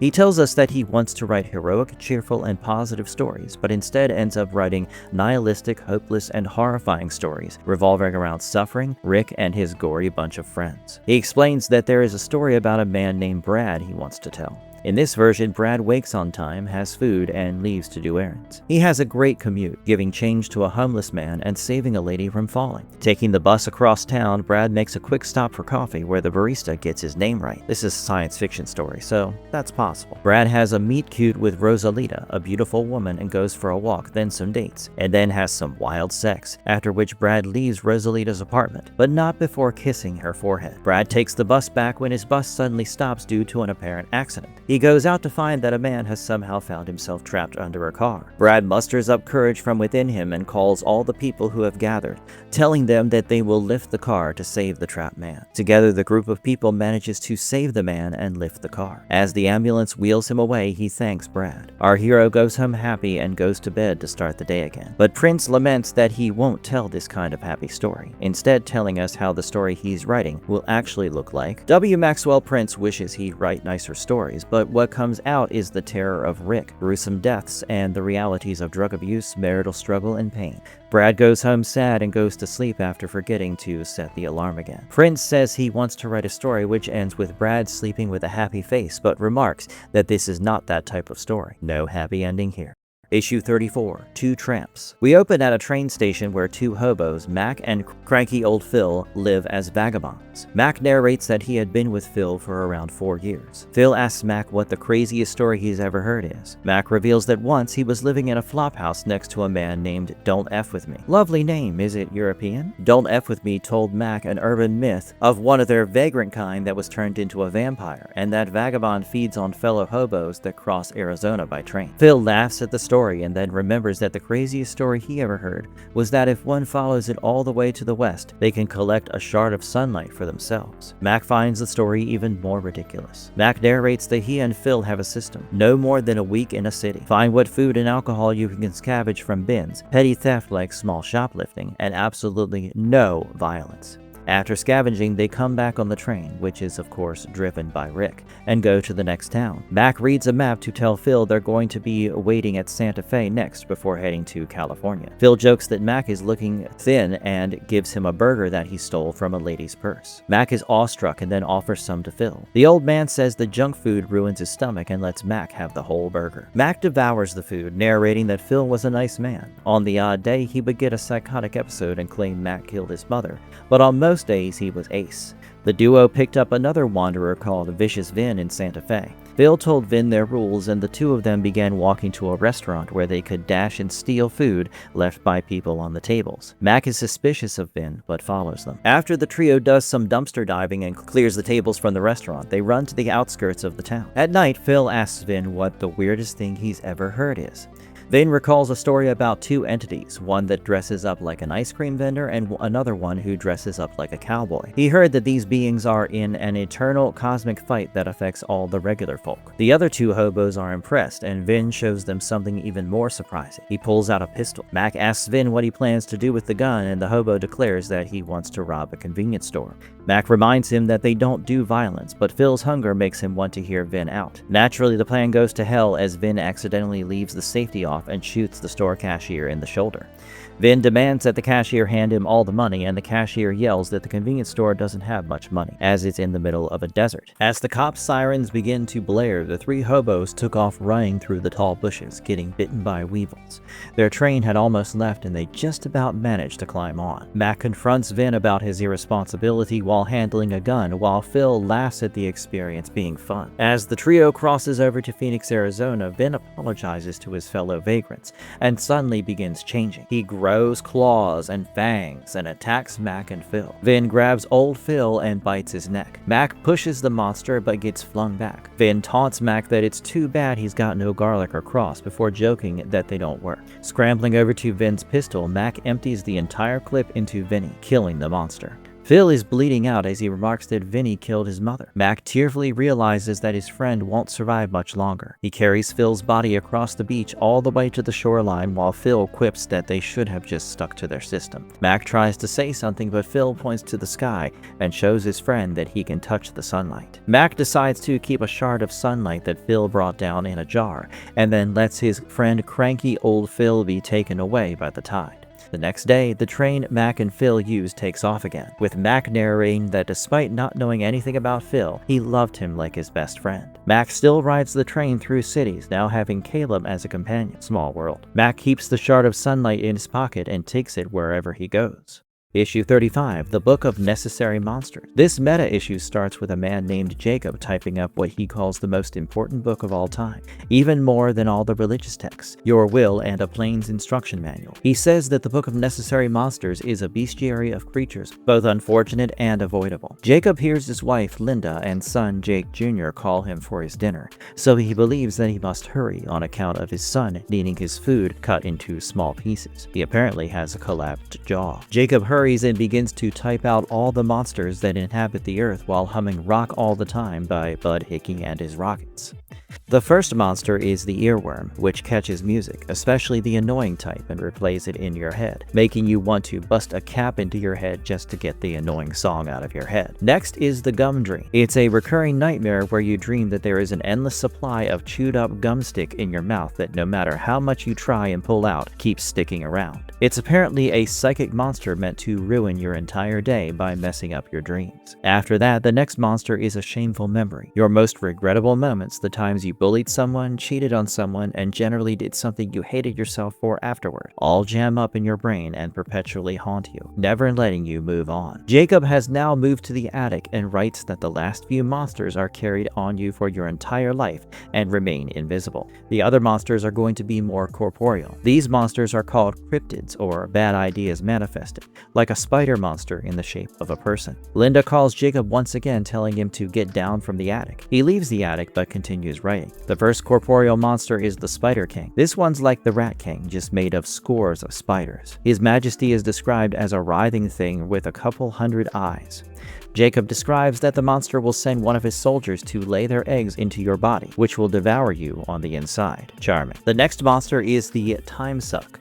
This one makes you voluntarily hand over your time until your life's withered away. Common subtypes are social media, TV, that voice in your head that tells you how much you suck as a person. All these take up your time if you let them. But please do watch this video till the end. Your time is my pay. Jacob is furiously typing away on the toilet, claiming the attic is not safe. He had seen the shadow of a man in the corner of the attic and realized the Spider King had arrived there. He reaches into the next monster, the cabinet of medication, and pulls out some drugs to self-medicate. Forcing himself to throw the pills away, Jacob reminds himself that the book must be completed, but not before he takes one pill of oxy. The cabinet of medications is a monster full of poisons that will make you happy. He warns that the taste of all the drugs won't hurt you until it will. Next up, the chasm, an unbridgeable gap between you and the truth. He says that no matter how hard you try to learn something you aren't meant to, you will not reach the revelation because of the chasm. After that is the freight train Dracula. This monster is a vagrant that feeds on hobos that cross Arizona by train. He recalls how Mac and Phil, two tramps, were his last victims. This series is reaching Fight Club 2 levels of meta. Snapping out of the oxy, Jacob finds himself under the porch of his house. He crawls ahead with a flashlight while hearing Linda shout his name and demand he come for honey-baked ham. He recalls Linda having an affair with their yoga instructor years ago. The worst part was that they did it in front of Jacob, who was tied to a chair. The next monster Jacob writes about is the yoga instructor. Starting off seemingly harmless, the monster has but one goal: to copulate with your spouse. The next monster is the woman in the wallpaper. This monster was from an old myth called the yellow wallpaper, where a woman is confined in a bedroom with a molding wallpaper. Eventually, a bug version of her escapes from the dirty wallpaper. Apparently, the woman is real and actually showed up in Jacob's room, haunting his ceiling. After that, the ultimate monster, the ice cream man. Jacob describes the entity as a necessary evil with origins written in a book lost to time or some comic book. The ice cream man tries his best to convince people that there is no hope.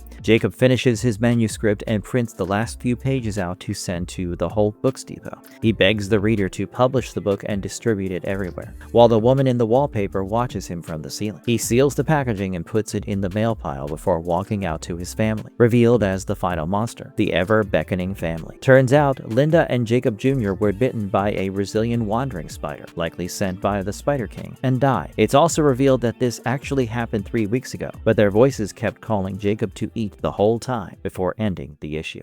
Issue 36, Whale Song. This issue is narrated by a man named Winslow as a letter to his daughter, Amelia, who was swallowed whole by a whale 3 weeks ago. Winslow goes to the wharf with everyone thinking that he's lost his mind and is talking to himself. The grieving father buys a bucket of chum and takes a rowboat out to sea, despite the chum seller's insistence that he move on from Amelia's death. Winslow says he's convinced Amelia might be alive since she was swallowed whole. Rowing to the middle of the sea, Winslow anchors his boat and chucks the chum overboard, waiting for the whale to come get him. While he waits, Winslow expresses regret for not being an attentive father to Amelia, and then shouts to the thundering sky to bring forth the behemoth. As if to answer his call, the great big whale appears, and, after he goads it, swallows Winslow whole, just like his daughter. Winslow washes into the back of the whale's throat, meeting Rick, dressed up as a one-legged sea captain and a wooden boy with a balloon.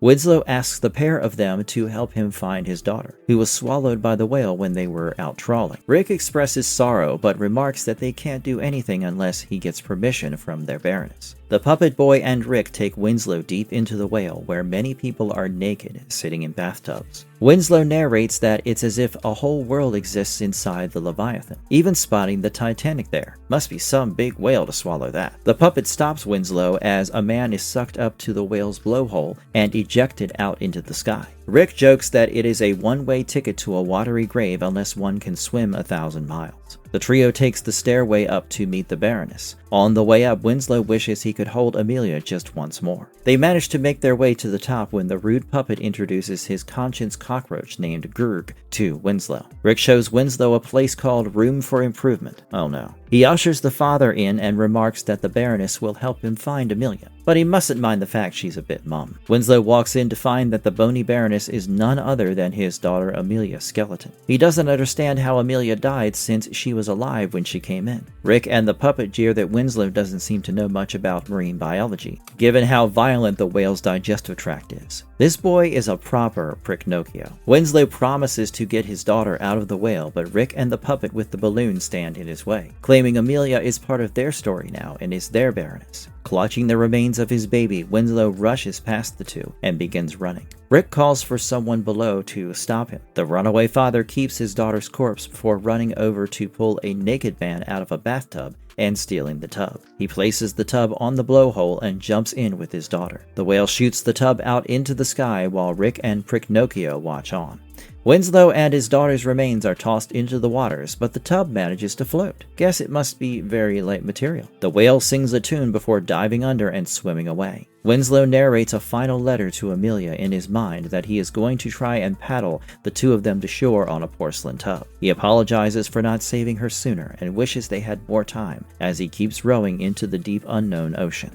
Volume 10, Imperious Rex, Issue 37, Flight of the Figgly Bumps. In this cute grim combo of an issue, we look at the story an artist named Brian wrote called The Flight of the Figgly Bumps. In the story, a Figgly Bump named Giggly-Winks has to enlist and fight in a war against an army of Bob-Bots to save his town of Adoraville. His partner begs him to stay, but he gives her a magical locket with their face and says he must go. Giggly-Winks remarks that General Bubbly Straw is the best fighter of all time and that with his training and leadership, they will surely win. His partner makes a promise to return, stating that she is pregnant with his child. Giggly-Winks kisses his beloved and tells her he will be back soon. We then come back to the real world in Brian's house. Mike and Grace, the artist's siblings, are clearing out his stuff on account of their brother committing suicide. Grace finds an old family photo and says that Brian didn't seem suicidal, to which Mike replies that there was a sadness in their brother's eyes they never saw. Grace, still in denial, states that Brian was famous and was loved for his Figgly Bump characters, which Mike says he never understood. Grace tearfully remarks that their brother is now going to hell. Over in the story, General Bubbly Straw grills Giggly-Winks and tells him the basic training schedule. He shows the Figgly Bump around the base and gets him started. Giggly-Winks is apparently a natural with the marshmallow gun during target practice. The food is nothing but carrots that the recruits have to swallow down. He is shown his bunk and left by the general to get ready. Giggly-Winks gets promoted to heavy ordnance quickly and trains with a marshmallow rocket launcher. The other Figgly Bumps all look at pictures of their beloveds a day before Bubbly Straw informs them that it's the day of war. Back in Brian's apartment, Grace, an atheist, remarks that killing oneself is the most selfish thing a person can do, and for that they must be in hell. Mike tries to reason with his sister that Brian, who would volunteer at soup kitchens, was not selfish. Rather, people who commit suicide believe they're a burden to everyone and think they're doing everyone a favor by ending their lives. Grace and Mike fight over the ethics of taking one's life with a pill. Grace maintains that Brian was selfish to leave them to pick up the pieces of his death, and Mike states that Brian probably felt he was doing the selfless thing by taking himself out of everyone's lives. In the story, the Figgly Bumps are under tremendous fire in a trench when Bubbly Straw remarks that they're about to go over and face the enemy on the battlefield head-on. The tiny creatures charged at the 5 Bob-Bots like angry little fluffballs and fired their confectionery guns at them, which of course were less harmful than a feather on a tank. The Bob-Bots simply shrugged the marshmallows before firing indiscriminately and chopping down all the Figgly Bumps like it was World War I. Over in the apartment, Grace breaks down while Mike tells her that their brother wouldn't intentionally hurt them, but he was in pain, and it had reached a point beyond which Brian wasn't prepared to live. Grace recalls singing to Brian when he would have his panic attacks. They embrace each other and continue emptying his basement full of Figgly Bump memorabilia to Holt storage. By golly, now storage space? Holt is about to control the world at this pace. Going to Adoraville one last time, the town is about to be destroyed. Giggly-Winks' partner tells his daughter the story of how the locket light went out 3 times, and that she hopes that her beloved is still alive somewhere, one last life left in him. Apparently, they have 3 lives. She packs up their stuff and tells her daughter that a hero named Ice Cream Man has arrived to save the remaining Figgly Bumps from certain destruction, and that they have to leave with the smiling. This is the top 10 moments before disaster, I swear. Mike looks at the last panel and tosses the paper into the storage box, remarking that he doesn't get the allure of Figgly Bumps, before switching the light off and leaving his brother's basement. This is just a PSA to viewers. If you are having suicidal thoughts, kindly seek help. You aren't alone. Issue 38, Escape from Garyland. In this issue, we open on a large fortification. In the center is a man named Gary 38 who greets us. He shows everyone watching around Garyland. Every Gary in the land has a designated purpose given to them by Drs. Sabrina and Nike, who meet them at the All Gary meetings. Gary 38's purpose is raking the leaves. He states that there are no trees in Garyland. However, there are new piles of leaves for him to pick up each day.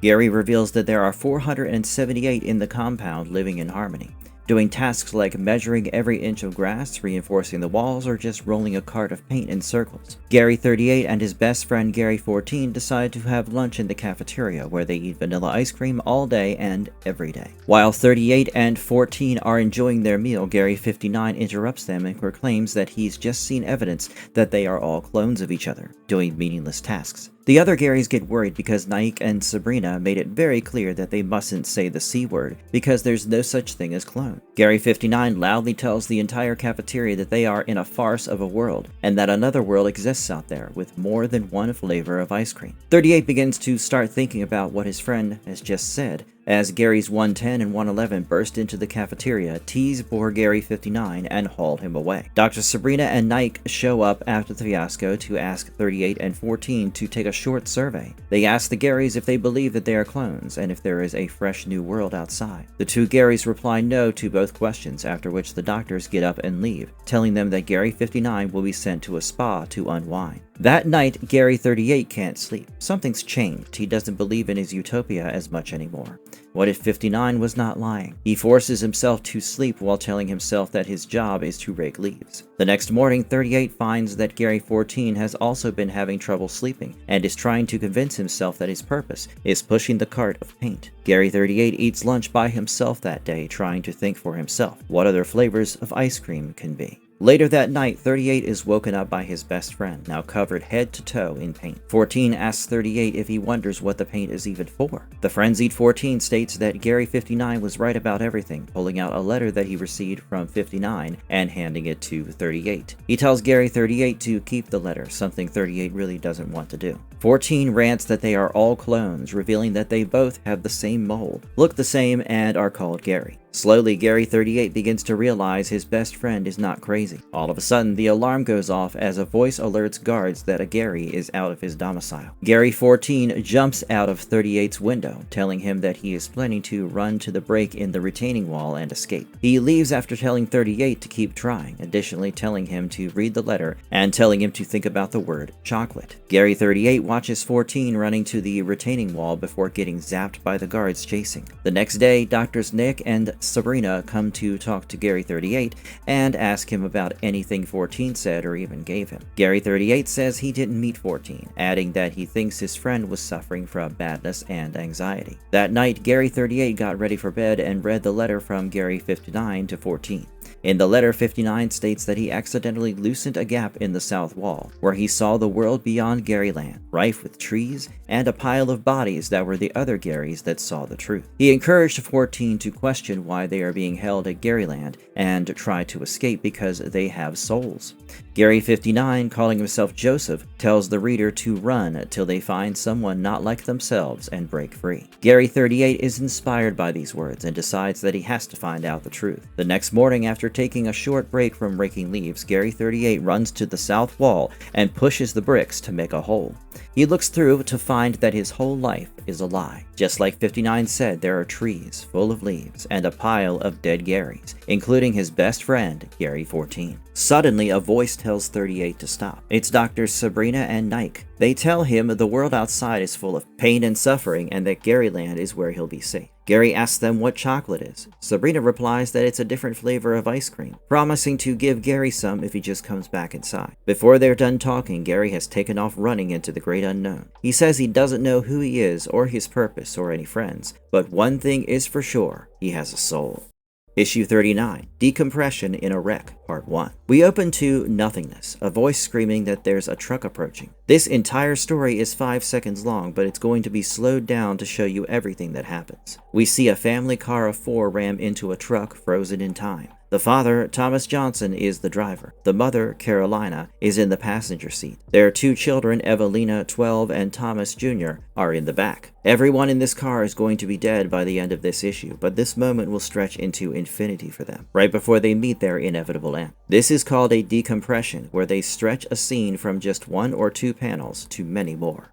We see Thomas Jr.'s comic book flying around, the pages flipping, and then a shot of the whole family stretching 3 panels to 28. First, we see Thomas hitting his head against the steering wheel. As the impact sends shockwaves into his skull, we are taken through years of his life. His childhood, where he's on a tree, riding a bike, getting his first crush. He morphs into his younger self for a moment before seeing his teenage years, the rebel rocker phase that eventually leads him to meeting Carolina on a hike and being instantly smitten by her. Carolina, meanwhile, is getting her knee pushed into her mouth, and while her face gets obliterated, we go through her life. From following her mother out the door and leaving her drunk stepfather behind, seeing her real father play catch with her brother and dogs, to her grandparents paying for her to go to college. We then travel to Lebanon with Carolina, where she met her first serious boyfriend, then to a dance club tripping on MDMA, then driving along the California coast to finding out her second boyfriend died of a heart attack. We end up on a trek in Peru where she met Thomas and the two made love. We get to see the couple's initial troubles until both their children were born, and then the nosedive their marriage took, the arguments, contemplating divorce, and right after that, the crash. We see Thomas and Carolina's heads crack from the impact as their car begins to crumple. We cut to Evelina and Thomas Jr., who experience totally different things. Starting with TJ, he is experiencing the future he will never have.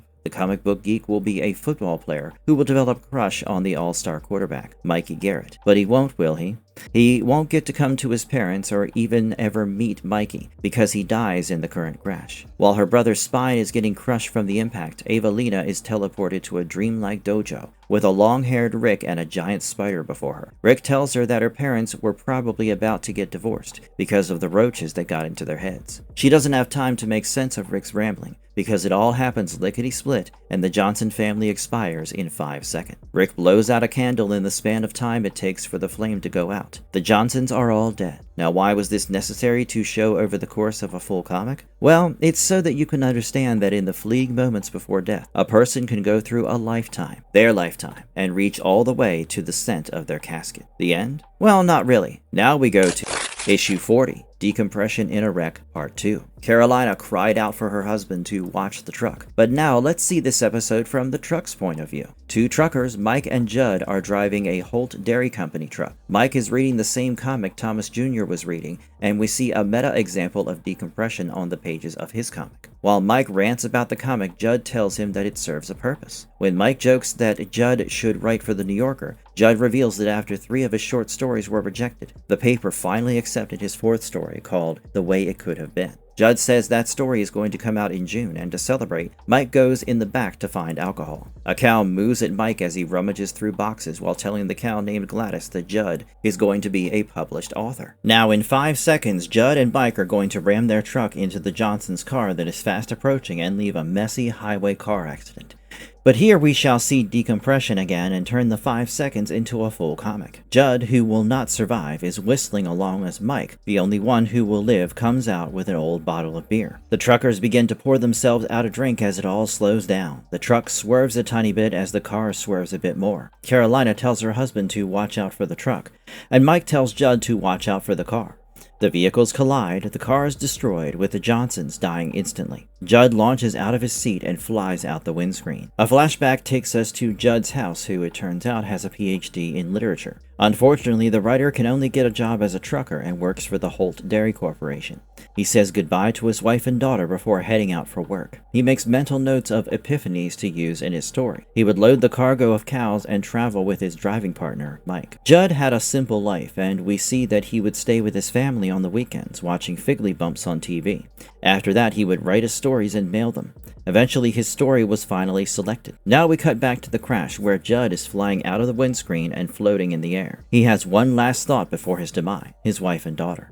His eyes closed, Judd smiles, imagining their face as the airbag is deploying in Mike's face, inflating all around Mike while his life story plays out. Mike lives in a 1-bedroom condo with Rick, his pet fish. He cooks for himself on the weekends and watches garbage reality TV like Family Autopsy. He came out as gay when he turned 30 and got disowned by his parents. Moving out, he got a job trucking dairy products with his traveling buddy, Judd. Mike loved Judd, not romantically, but in a revering way. He was awed by the way being around Judd made him feel like a person with a soul, at a time when Mike was doing some soul searching by his local beach. He wanted to be a poet and write as Judd does, and then we cut to him feeling joyous for Judd getting his story published. And now we deal with the aftermath of the crash. The Johnsons and Judd are lying dead while Mike is crawling out of the truck. The cows have managed to get out of their trailer. So much death and destruction, all in 5 seconds. Judd exits the truck and looks at the carnage around him as tears form in his eyes. Many months later, Mike is walking on the street when he goes to a newspaper stand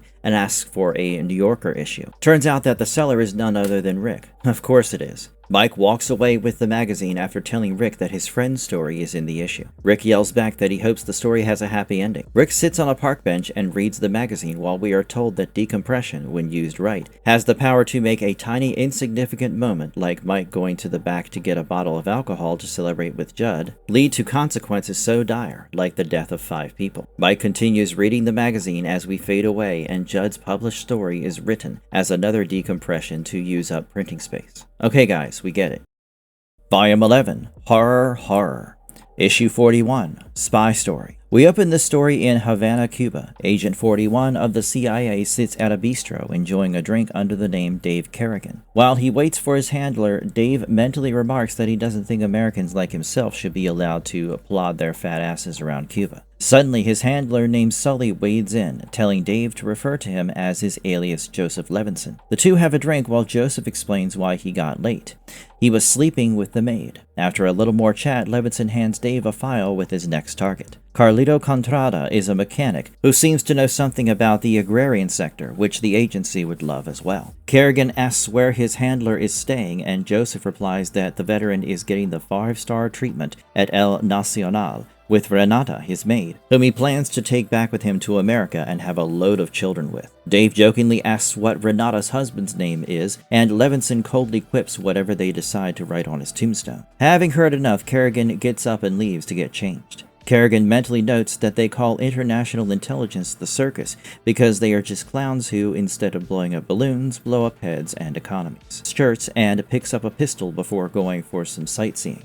He makes his way into the beautiful town of Havana and reaches the garage his target was last seen working at. Dave asks the old man sitting at the entrance of the garage where Contrada is, but the man just stares at him and doesn't respond. Suddenly, the spy sees Carlito rush out of the back entrance and pushes the old fart out of the way to give chase. Dave chases his target through alleys and up to the rooftops. Carlito begins doing parkour and getting away from the spy, so Kerrigan opts to shoot the suspect in the calf from long range.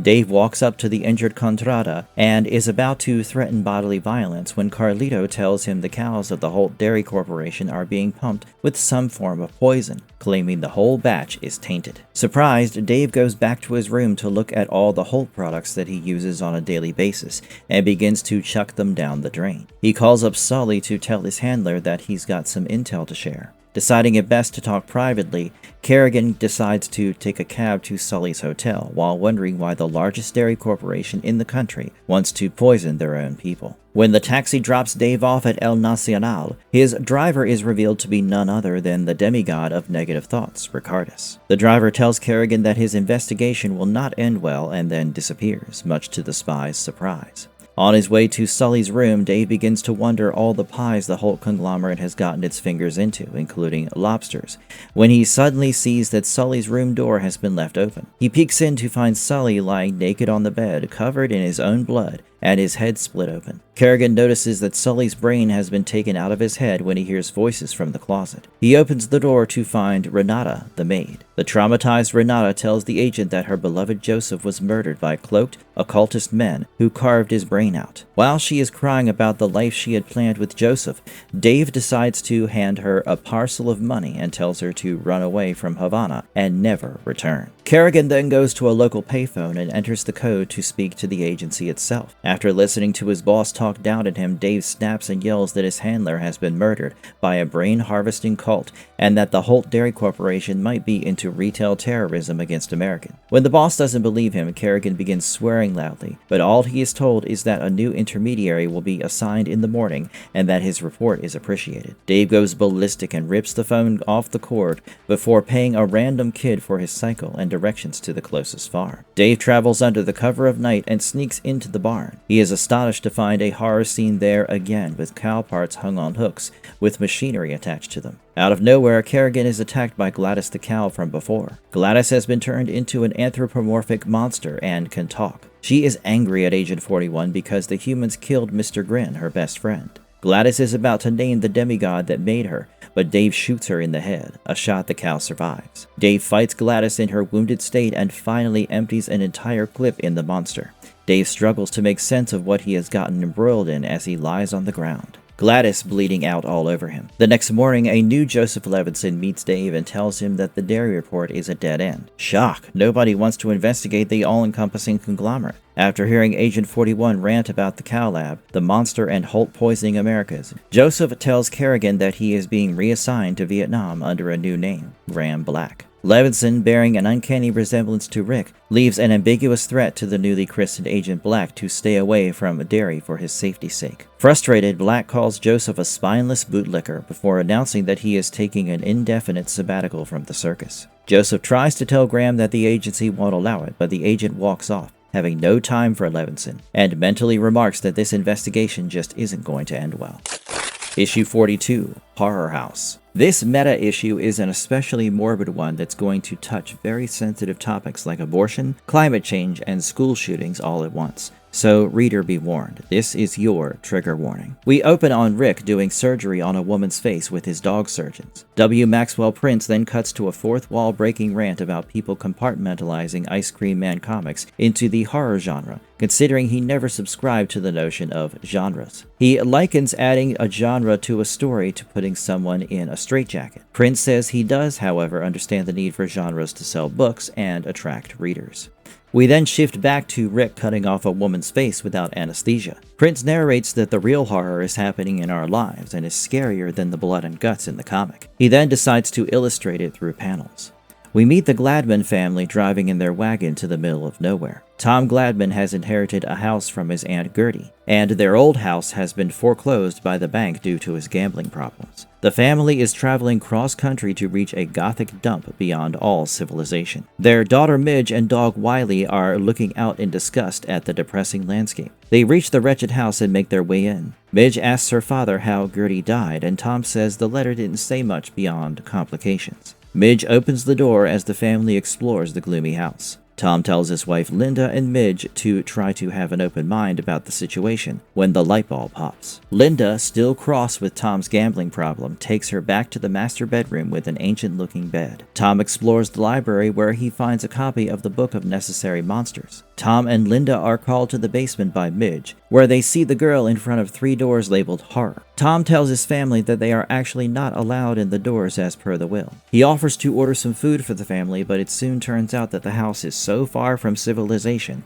that nobody can deliver to them. Mr. Gladman then decides to cook his family something using something from his dead aunt's cupboards. He finally manages to fish out a tin of pork and beans by Holt, which has now found itself the target of many health code violations. The family manages to choke the food down and go to sleep for the night, when they suddenly sleepwalk in the middle of the night to answer a mysterious subliminal call. All 3 members reach the basement where the 3 doors call on the Gladmans to open them. The family snaps out of the trance and Midge decides to open one of the doors to see what's inside. Midge finds herself in the middle of a school shooting while Prince narrates that America has clearly got a gun problem. He says that not only is it too easy to get a gun in America, but it is comically fetishized by a large portion of the populace. As a result, death is all around them. Machine guns made for combat are sold to local neighborhoods and used to wipe children off the face of the earth. Politicians owned by the gun lobby value money over the lives of people and don't care about the consequences of their actions. Midge is traumatized by the smell of bullets while the kids around her text their parents goodbye. Suddenly, the girl finds herself out of the horror and into her parents' arms. Tom insists that they go upstairs when Linda's name gets carved into a door. Possessed, she walks through the door and we see her look at the world where every abortion is banned, and women are forced to carry their fetuses to term against their wills. Women have horrors inflicted upon them and are forced to continue with the pregnancies because the Planned Parenthood facilities are sold and empty. Every abortion denied becomes a horror for the woman, all of which Linda experiences before escaping through the door. She begins sobbing while hugging her family, after which Tom decides to go through the last door. Tom finds himself on a flooded Earth where the damage done by the man-made climate causing irrevocable damage like floods, famines, and forest fires. The Gladmans hide on the roof of a building while everything around drowns. Tom escapes to the embrace of his family again, as Wiley comes down to see what's happening. Prince chimes in that this is real horror, but then switches up, stating that he's no Grinch and this is still a horror comic, and then says that there should be traditional scary things as well. A door opens and Aunt Gertie walks out, her face being cut off. The Gladmans stare at the old woman in shock as Rick walks out with his assistant. He admits that he did take the old woman's face off to give his surgeon dog a Gertie mask. The family tries to run, but Midge says her legs are frozen in fear. Rick tells the girl that he's not going to hurt her before showing them his monstrous form. He tells the Gladman family to beat it, reminding them that it wasn't the spooky house that's scary, it's the world outside. The family runs to their car and drives off, while Gertie is left behind, crawling on the floor. Prince says that Rick is pretty horrific, and their story didn't even cover topics of hate speech, income inequality, and erosion of democracy. Rick takes poor Gertie back inside, while Prince rants that the real never-ending horror is outside your front door. Issue 43, one-page horror story. After that intense story, we go to tiny bite-sized stories, only a page long. Our first story is a man talking about how he sees a guy playing a baby grand piano near him, singing about death. When asked what the tune is, the pianist replies that it's the song that will be played at the man's funeral. Sure enough, when the man dies a few weeks later, the pianist sings that tune at his funeral. Second, we see a boy look down a well and fall into it. He seemingly never hits the bottom and floats with the other Easter eggs. The third story is a mythical one of when hell freezes over thanks to global warming and crazy things begin to happen, like centaurs and tyrants play a friendly football match, the international worker revolution is accomplished, and women were respected globally. Even Satan had ice cream. Fourth story is an ad in the paper where a woman is putting up baby shoes which were never worn. She writes that she went through a prolonged 24 months of pregnancy and her husband abandoned her 8 months in. The baby came out with the ability to talk and a year older than she should have been. The girl named Agatha is very condescending, and that's why the mother says she's selling all the clothes she made that Agatha could never fit into, owing to her prolonged time inside. Next story, a man writes about the close calls with death he's had, including falling off the stairs and fracturing his head, drowning, and even a car accident. He states that he even met God, who sent him back because it wasn't time yet. He remarks that he has come to terms with the fact that he doesn't always almost die, but always lives. The sixth story is about a woman named Missy. She has always had everything in the middle. She looks at a letter she received in a mailbox one town away, under her maiden name, and decides not to renew the mailbox lease, walking out instead and choosing to leave her past behind. Next story, Chef Gary is creating Neapolitan ice cream after months of rehab. He makes all the flavors of the ice cream despite missing a few pieces of equipment before he himself melts lickety-split. After that, we see a board game called Candy World, where a man is stuck in Rick's saccharine hell, and his prize for reaching the end is starting all over again. The next story, a man reads a crime comic book. He sees the killer with a knife. At the same time, a man runs from the police and into the man's house. The man views the killer's blade in the comic. At the same time, the actual killer raises his blade. The 10th story is a girl's letter to her younger brother who has committed suicide. She says that her brother's death hurts him more than their family. She catches him up with the fact that her fear of the dark is back and their dog misses him. She says her brother's spirit will forever haunt her to keep her company in the dark. The next story is the 4 days of withdrawal pains a body goes through after abusing oxycodone. A man feels jangled, then his legs shake. The third day, the squid will come out of his chest as the bugs will crawl under his skin, and then finally the fourth day comes and sleep arrives. In the 12th story, a spirit sends out its tendrils to see who summons it. First is a bunch of kids, feeble. Second is a cult of old people, frail. Finally, a frenzy festival with people passed out drunk is where the spirit decides it shall show up. The 13th story is about a boy who says that his aunt drowned in his backyard pool when he was 8, and how he called for help and eventually an ambulance came to get the woman out. She had drowned years ago, but he still sees her in his mind and can't bring himself to swim. Next is Rick the Ice Cream Man. He makes you turn your head in different directions, even turning the comic 180 degrees. He reveals he made you do all that to show how a fictional construct in a comic has control over the reader. The 15th story is about a man making a clock. He spends every waking second tinkering with the timepiece, ignoring his wife and child for so long that when the clock finally works, time has continued passing and the man himself has died alone. The next story has a woman making ends meet alone with her son. They have a fun life until the boy grows horribly sick and dies. The woman watches her son lie lifeless in bed and sits in a chair crying. Next, a woman lists her New Year's resolutions. She first says she'll put herself out there, joining a group of women in crisis for a brainwashing narcissism cult. Then she says she'll cook more, as she cooks with cyanide for her unbothered husband. Next, skeet shooting, and after that, heroin. After that, she burns her house down. Next story is a step-by-step guide where a man sees his ex-wife flirting with someone and announces his intention to eat a kitten whole to the entire room. People try to stop him, but down goes the kitty.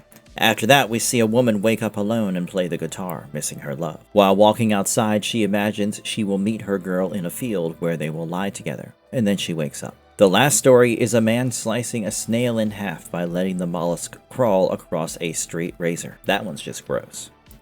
Issue 44, Performance Review. In our final story, we open to a Holt Center for Nondescript Corporate Activity and Discrete Manufacturing. That's a mouthful. Mr. Holt and his daughter Miranda are sitting down with a man called Craig Alabaster for his performance review. Miranda then remarks that names are confusing and that they should refer to each other by their social security numbers. A dumb idea. Mr. Holt tells Craig that they've received some concerning complaints about his behavior. They talk about an incident that happened which has Alabaster sweating. An account from Andrew Vento, a VP of Market Manipulation and Insider Trading, reports that people were talking by the water cooler, laughing at poor people when Craig stood and brought their attention to the fact that homelessness can be solved if they all sacrifice a little bit of their own daily comfort. Vento told Craig to get lost with his Marxist views when Alabaster lost it at him. He shouts that doomsday is coming as the smiling man comes to wipe them off the face of the earth. Craig is explaining he's never read Barks as Boyle walks in and says they don't have enough bleach, forcing the annoyed Mr. Holt to order another 1,000 gallons. Craig looks at his bosses to find Holt as a bug-headed person and Miranda in lingerie, before he switches to another complaint, which reported Craig standing in front of the copier for 7 hours, watching papers shoot out and counting them. When Craig showed her one of the copies, it was an unhappy face and called it a self-portrait. The complainant ran away and Alabaster went back to counting copies. Craig says he can't remember any of the stories and reveals that he gets bored and his mind just goes blank, which is a lie. It goes to his wife getting railed by the mailman. Mr. Holt decides to move on to the incident in the commissary when Craig looks at his hands and remarks something about a man called Bill being shot. He remembers standing in a room full of brutally murdered colleagues with a chainsaw in his hand. Damn, that's grim. Craig tells the Holts that the seconds have name. Each spoke to him about steak and reports that time is alive. He draws 5 sad faces on his fingers and shows it to the Holts. Confused, Mr. Holt asks Craig to provide some details of the incident from the start, particularly when he got an electric chainsaw into the building. Alabaster narrates that he had a friend named Bill who ran a hardware store. One day, Craig marched into the store and ordered Bill to get him a chainsaw. Bill tried to warn his friend that he was acting strange and was going to take him to the hospital when Craig pulled out a pistol and shot Bill in the head. He had walked out with the chainsaw while yelling at people to call 911 and that Bill had been shot.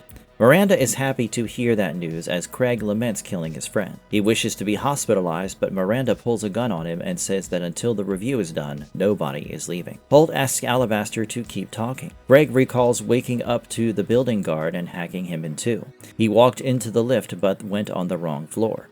When Craig asks why he would do something like that, the Holts shift focus to his children, as both are the progeny of David Dukakis, the mailman his wife is sleeping with. Focusing on the incident again, Craig recalls meeting his work friend, Jane, who he told to leave as there was something wrong with him. Holt reports that Jane has since gotten into a car and is still driving away until her sedan breaks down.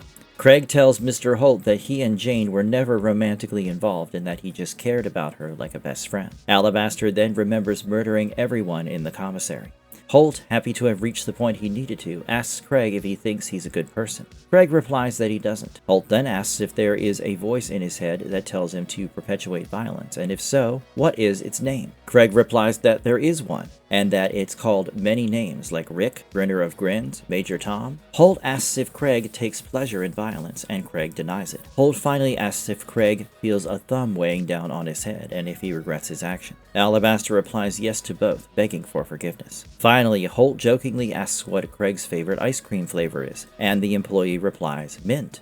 Satisfied, Holt tells Craig that he's promoted to Junior Manager of Abstract Compliance. They give him David Dukakis High School certificate and say that a new mailman has been assigned to his house.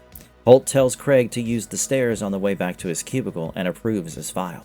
Craig walks down the endless steps in the bodies of his colleagues before sitting down and working like it's business as usual. All the while, Boyle is busy cleaning up the bloody mess Craig left in his wake. And that was all the stories we have for you today. How has this experience been? Which horror story creeped you out the most? What stories were too much for you to bear? Comment it down below, lickety-split. In the meantime, don't forget to like, share, and subscribe to the channel with notifications turned on. Have a marvelous day ahead.